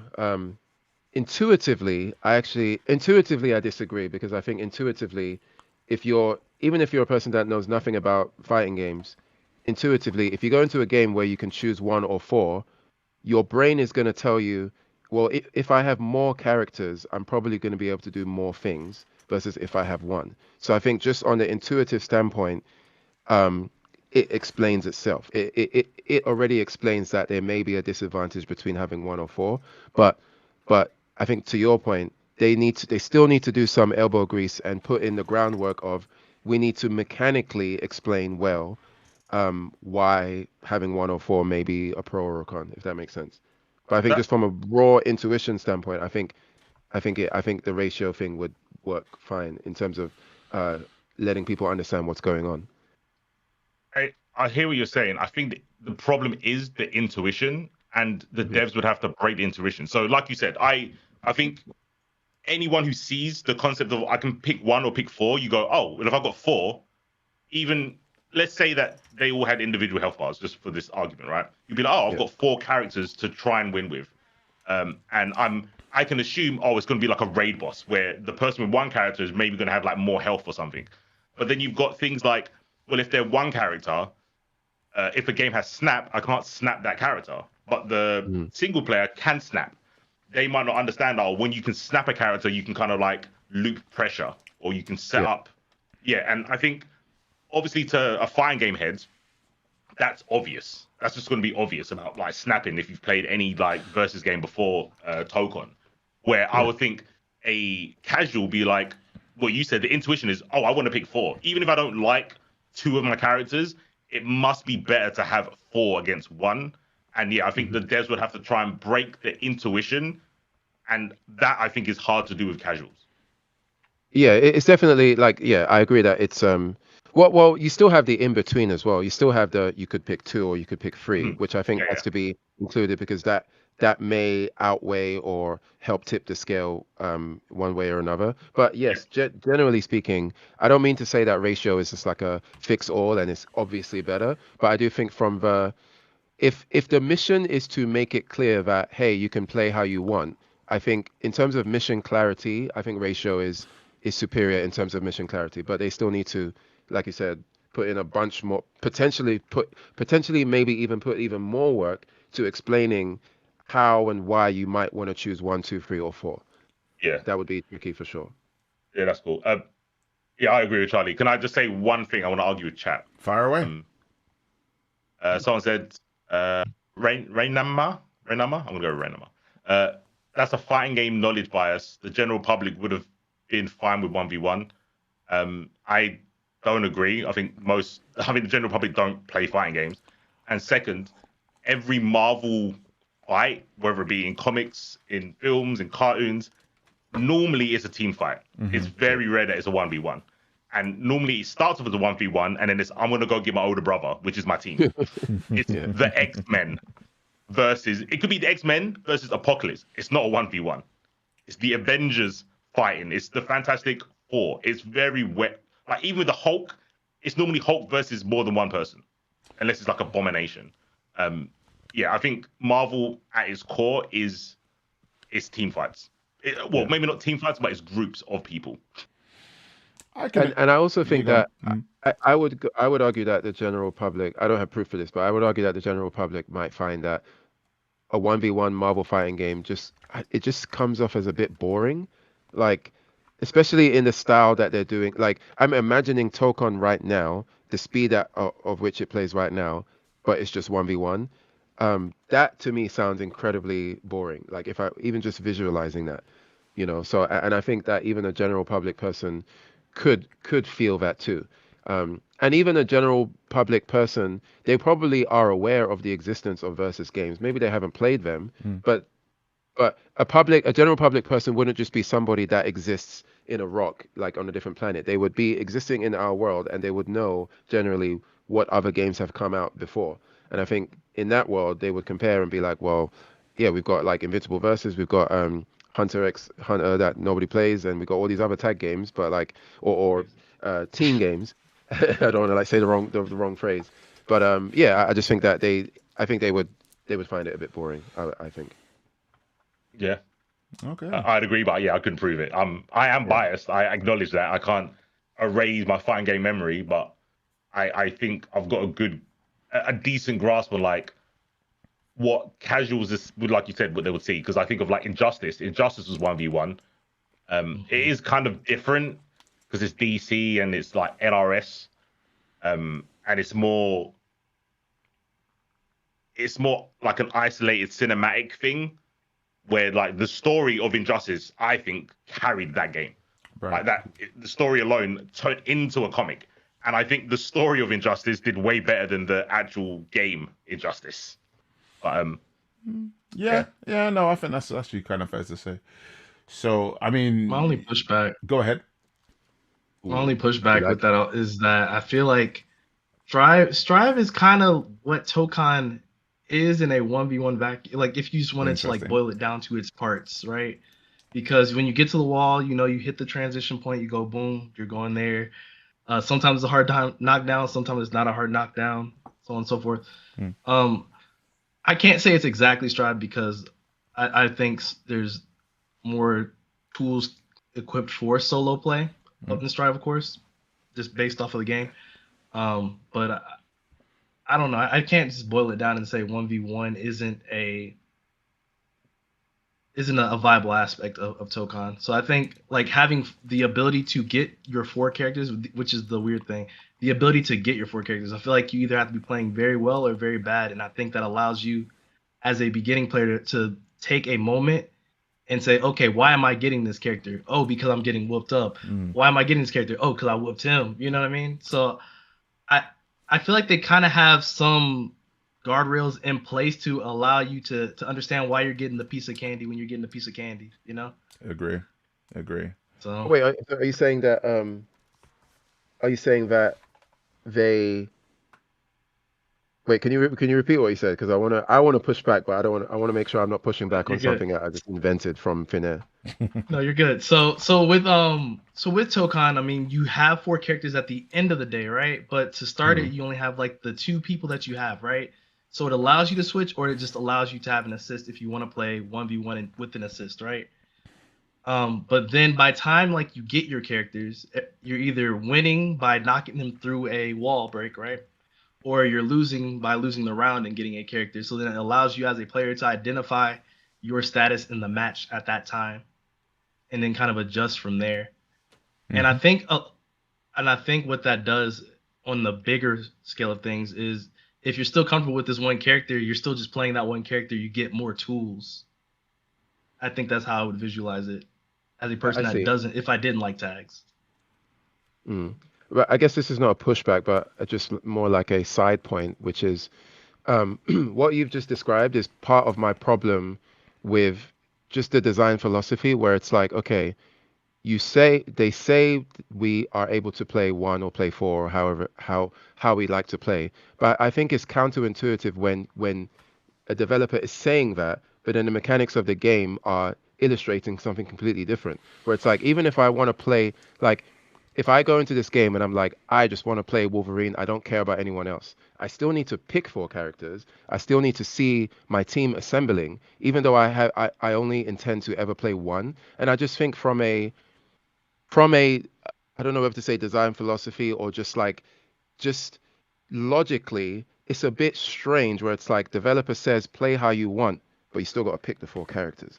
I don't get it. Like, to me, that's just it's a very strange way to go about things. And now that I'm saying this, going back to Chrome's point, I think it's quite clear that it started as a 1v1, because this feels to me like a symptom of a change mid-development, where they were like, let's make it 1v1, and then they changed it, but they can't completely veer off, so they still need to involve, the foundation of what they built. So they ended up with this, because what they've ended up with feels very, it's like the communication of it's like there's a mismatch between what they're communicating and what they have designed, if that makes sense. It may play out to be a very unique iteration of an approach, right? It may just end up being very weirdly, uniquely amazing to play. But I still think that there's definitely a communication mismatch and a game mechanic clash, where it's like it's not fitting perfectly like a glove, just on paper. I'm not saying practically, but on paper. I can what, I can agree with that. I can agree, because I think the idea of having four characters makes you tempted to go, okay, I have to do four character things. And I think that's a very valid point. And I think that is something that I've had to even talk to some of like more casual friends about. It's like, well, I said, I'm not trying to learn four characters. I'm like, you don't have to. That's why there's only one health bar. And that's something I think that plays into that as well. For me, the way I visualize it, I am horrible at tag games. I love tag games to death, but I am horrible at them. So the fact that I don't have to interact with four character health bars is amazing, because in Dragon Ball FighterZ, I play the most honest of honest characters. I play Krillin, Majin Buu. Well, Krillin's not honest. Majin Buu, and Videl. Videl's good now. She was not good when she came out. Oh, Videl was awful. So I remember that. Yeah. So you had to have good assists to kind of back up your character. So if I want to play this one bad Videl and have good assists that complement my character, I can play kind of whoever I want, instead of you having to go with the big three, or the big three of Marvel, or the big Gokus of Dragon Ball fighters. You know what I mean? So it's like, I think in the long term, I think people will see it that way, because like, if I know this character, I'm not good with this character, but I want to play them, like, because Blade has 40 different mechanics, and I just started fighting games today. Let me put this Captain America shield assist here, so it blocks for me. I don't have to learn about blocking. Let me put Danger here so she can shoot ahead, and I can just kind of run behind it to kind of figure out what my game plan is, and kind of go from there. I think of a lot of the characters will be a lot more of an extension of your character that you favor, as opposed to the other way around. I think they're like, the people who want to get great will learn all their characters individually for their different matchups. Also agree. That's what I find interesting as well, where it's like, oh, sorry, you go, Chrome. No, go ahead. Like, you guys, this is a good conversation. That's what I find will be quite interesting to see after the game comes out, maybe 6 months or a year into it. Are we going to be seeing a healthy blend of players who like to play with one and players who like to play with four? My prediction is that when we really optimize things, it's probably most likely going to be playing with more than one of your characters is probably going to be the way to go. And that leads me to feel like perhaps my guess is that the developers already know this, but they will say stuff like you can play one or four because it's a better marketing move. It makes more sense to say that because more people are perhaps going to be interested in your game. But my opinion is that these guys that are making this game behind the scenes, doing all the programming and all the testing, they probably already know, like, if you really want to optimize, you probably want to be at least using 2 of your characters, maybe not all 4, but at least 2. And that just leads me to believe that they're kind of just talking out their arse. They're just saying it because it sounds good to say, but it might not actually be true in practice. But that's a prediction, and I totally don't know that for sure. I can't say that to be true. So Charlie, I actually also think this, but I remember when we sort of touched upon something similar to this. Wolfie, who's I don't think he's in chat right now, but he had said as a Skullgirls player that even after so many years of Skullgirls being a thing, there were still solo players that were like effective players. Do you know what I mean, in tournament and stuff like that? Now, yeah, that doesn't. For me, the reason why I agree with you is because I think that the fact that they trickle in the assists and the characters is a bit of an acknowledgement of how strong it is to have those extra characters. Like, yeah, if I was to tell you in round 1 you're playing Ryu and you could throw a fireball but you can't do a dragon punch, right? But if you do some, I don't know, if you hit low forward 3 times, you get your dragon punch. How soon are you gonna want your dragon punch? How much are you gonna want? You're gonna be like, well, I want that as soon as possible, right? So I'm gonna go and get that dragon punch, because once then I can then throw the fireballs and then also, do the anti-air, right? So it's like, then I'm gonna say, cool, you also can get a hurricane kick if you go do this other thing. How soon do you want to go and do it? Well, I'm gonna want to do it as soon as possible. That's always how I've seen the game, but it makes sense that I, as a Marvel player, are going to have that bias of like, I'm going to want those tools as soon as possible. So 100% I'm going to want those things, and 100% I'm going to be stronger as a result.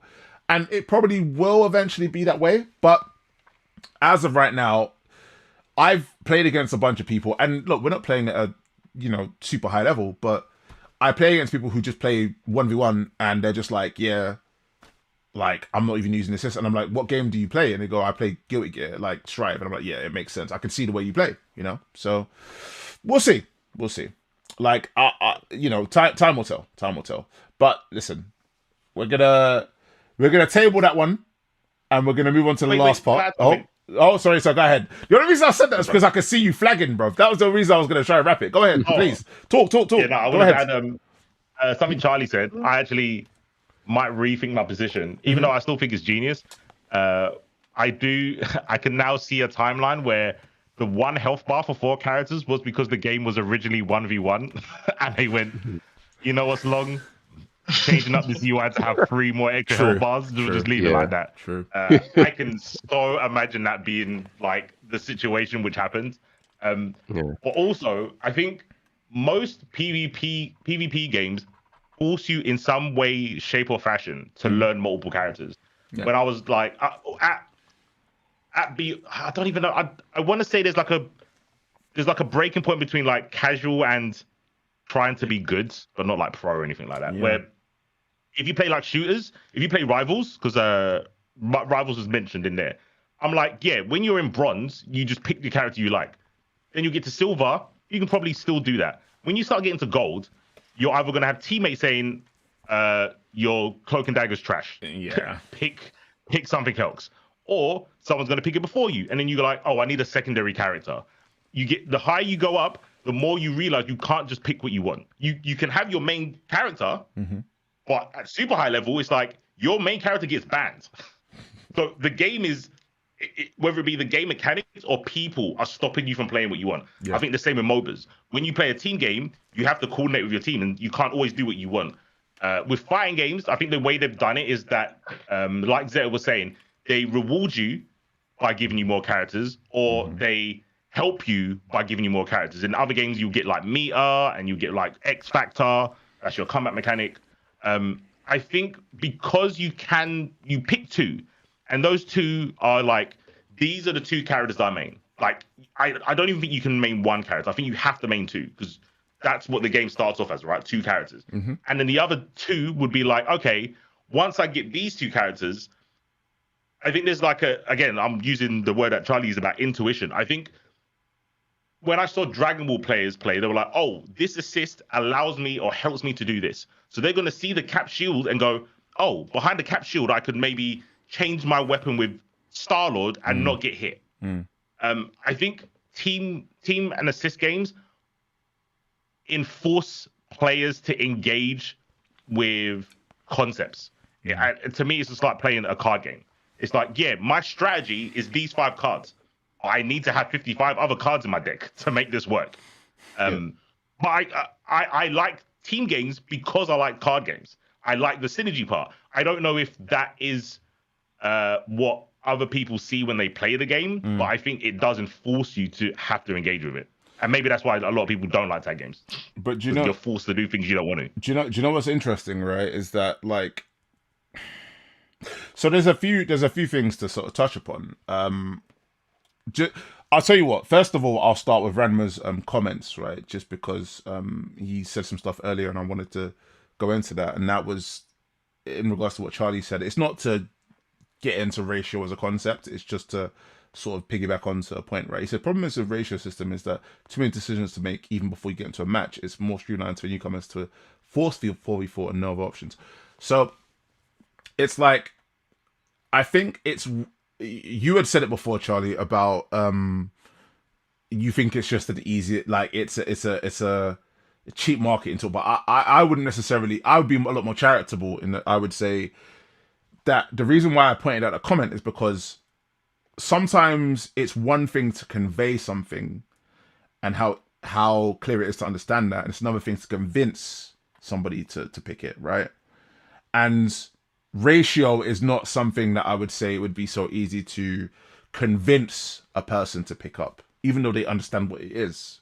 And I think that is something where if you look at this current game of, oh, players 1 or players 4, it's up to you, it's like that is more, as soon as somebody picks a team game and goes, yeah, I like team games, man, but I don't want to play four characters. I didn't want to play 3 characters. They're like, no problem. Just pick the one, right? And they go, oh, okay, cool. You know? And you think that sounds like, I don't know, I feel like we're putting gamers back. It's like, oh, we just want to play Pong. Like, we don't want any customization. Like, I've watched Charlie do a build in Monster Hunter for like 30 minutes. That's him customizing. That is him strategizing before he goes into battle. I think people, we just do that. I don't think we're Pong players anymore, bro. I don't know. So, maybe. Okay, and here a genre that could matter more or less based on the genre, right? Like like what you said about having a five cards that are essential for your, like 5 cards that are your win condition in your deck, but you still need to have 55 other cards. That is more understandable or permissible, or I guess acceptable for the kind of game that a card game is. But perhaps for a fighting game, it could just be in this genre, people are less or more or less patient, or just have different I don't know, I guess different standards for what they are capable of putting up with or think they are capable of dealing with. I think it might be a genre thing, but I don't know. I'm not sure. I hear that, but I feel no genres. Like I said, I don't think we make games like Pong anymore. Like, even if it's like a racing game, you might customize the car, or you might go, oh, this car's not good because its acceleration isn't as good as its top speed. I think every genre does this, but so what you're saying, I think is different degrees for sure. I think there's different degrees to it, but I think trying to cater to pick up and play, I think it's a myth. I don't think there's any game that's actually just pick up and play. There's always some sort of what is my goal and how can I tweak my thing to help me get to that goal. I feel that's it's obviously a strong statement to say it's in every game, but I can't think of a game where you wouldn't do that besides Pong. So don't know. I don't disagree, right, entirely. I think the crazy thing about this game is that it forces these different mindsets to just clash with each other and be right in different phases of the game in much more ring-fenced ways. Like, if you take a Marvel vs. Capcom game, you play as 3 characters. And then at some point, if you are losing or if like something is happening in the game, you are forced to be good with 1 character, right? The game can allow some sort of a different mechanics to facilitate the one character being strong, but you still have to have that one character that needs to be effective. In this game, it's like in reverse. You need to be effective with less characters before you're effective with more characters. So the people who are good at 1v1 are actually good at the start of the game, and the people who are good at 4v4 or 3v3 are good at the end of the game. I don't think there's any game that literally works like that. That's why, like, these guys have created something so insanely unique that it's like everybody's right, but they're right at different points of the game. Like, I as a let's say as a versus player, right? What am I thinking? Cool. I'm thinking team comp. I'm thinking I need a beam assist for left rights or to get in. I need a DP assist to keep me safe. I need whatever the third is. Well, normally I don't have a third assist, right? It would be those two things, right? But in this game, I need a third assist that will just be a bonus of like, okay, this can facilitate however I want to play typically. But you don't get at the start. Like, you get the beam assist to get in, but you don't have something to keep you safe defensively, right? You have no DP assist until you either earn that or you get battered and you get it later on because they're like, right, we need to give that to you. Like, so because of that, it's like you might get maybe GWE Stride players who like round one are super comfortable. And then you get Marvel vs. Capcom players last round who are changing the game insanely in a way that like people have never seen. And like, I just think, for me personally, I just think that in itself is like something where we're going to see something we've just never seen before. And we have to sort of just strap in and just enjoy the ride. Do you know what I mean? I think in terms of the marketing tool, it ostensibly works, but it won't work once people get to the final round and be like, oh, damn, I actually do have to learn those characters. Kind of like what Charlie and others are saying. But everybody's going to be right at different phases. So I think that's going to be very, very cool, but I think maybe it's actually impossible to market. Maybe you just can't convey something like that. You just have to play it and just know if you not multiplayer. You know? Yeah. Yeah. So, any last thoughts on that before we just talk about Combo Breaker and then put people to sleep? By put people to sleep, I don't mean get boring. I just mean we actually go to bed because it's late. Yeah, no, I'm done. Yeah, I don't really disagree with Charlie or like Zeta. I just feel give people a bit more credit. I think it's potentially something that they didn't ask for, but they probably want. Yeah, a bit of a bit uniqueness in their game. But maybe I'm wrong. Well, I could definitely be wrong. Do you know what? Honestly, I think shouts to, I believe it was Lizard Bizzards who said that Pachi and Yamanaka are Marvel vs. Capcom fans.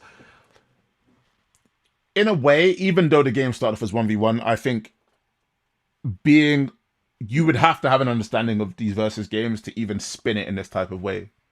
Because largely that has been one of the big barriers or walls with versus games is that, oh, I want to play as like these characters, right? And then you're like, oh, my character's dead. And then now I have to play just one character. And it just feels like an impossible hill to climb. Now it's like literally the exact opposite. Do you know what I mean? It's like you're getting battered and you're getting stronger. But you're getting stronger in a way that's like not X Factor, it's not revenge gauge, it's just you're building your team. And then they're also saying, well, if you're also good at the game, you can get it even faster than that person's getting it, right? You can get to 4 characters before they get to 4 characters. And then the person complains about, hey, they got 4 and I got 3. Well, you just lost the round, you got 4. So now it's 4v4. It's kind of, it's like, it's genius. It's like, I don't know what the hell. It's like somebody literally, it's like pocket sand, bruv. You don't see it coming and it just catches everyone by surprise. And it's like, is it genius? Is it just crazy? Who knows? But it's unique. It's unique enough that like, I think it's a really, really, it's a cool idea that I think will be like, once we actually see everybody playing this game, like, and actually just put into the friggin' ball pit and just flailing around, it's gonna be so sick to watch, man. Honestly. But yeah, all right. So we shall see. Yes. All right. So final point, we are going to be at Combo Breaker. By we, I actually mean 3 of us, because Mr. Charlie is a whole 2 continents away. So, Yeah. alas, won't be making it to this one. Yeah. But myself, Chrome Alchemist, Zeta Slow, and C4 IQ will be at Combo Breaker. So, if you are going to Combo Breaker, please say hi. Come play some sets. Don't you want to be on the channel? It'd be like, yo, Chrome Alchemist versus freaking Lizard Bizzard, friggin', you know what I mean? Ram, like, everybody, bruv. Ranma will be there. Everybody will be there. It'll be great. Come say hi. Come play some sets. It'll be fantastic. But if you're not going to be doing that, you can still watch some of the footage, because guaranteed all of us will be recording some sets and some tech and some footage. So you will definitely find that on Advancing Guard TV. You will also find that on Zeta Slow OG. Well, actually, is Zeta Slow OG your Twitter, or is that your YouTube? It's your YouTube, right? Zeta Slow is just the YouTube. Zeta Slow OG's Twitter. Got I you. couldn't get Zeta Slow. Somebody took it. There you go. Ah, damn. Well, you will catch that on Zeta Slow YouTube as well, and you will also... yeah, come on, man. We're gonna... Don't worry, we'll track them down. But... but yeah, either way, you will find that on C4. I am C4 IQ, either the Twitter or just C4 as well. Yeah. Wolverine and Star-Lord only. Wolverine and Star-Lord only. Oh, I'm focused. I'm not, you know, prancing around all these characters. I don't give a damn, bro. It's Wolverine, Star-Lords. That's all I'm playing. That's all. I'll record other people playing matches. But yeah, all the tech and all my matches are going to be just those 2. You're going to see an actual person just do... I can pick 4, but I'm only playing 2, bro. I'm only playing 2. I'm going to hate you.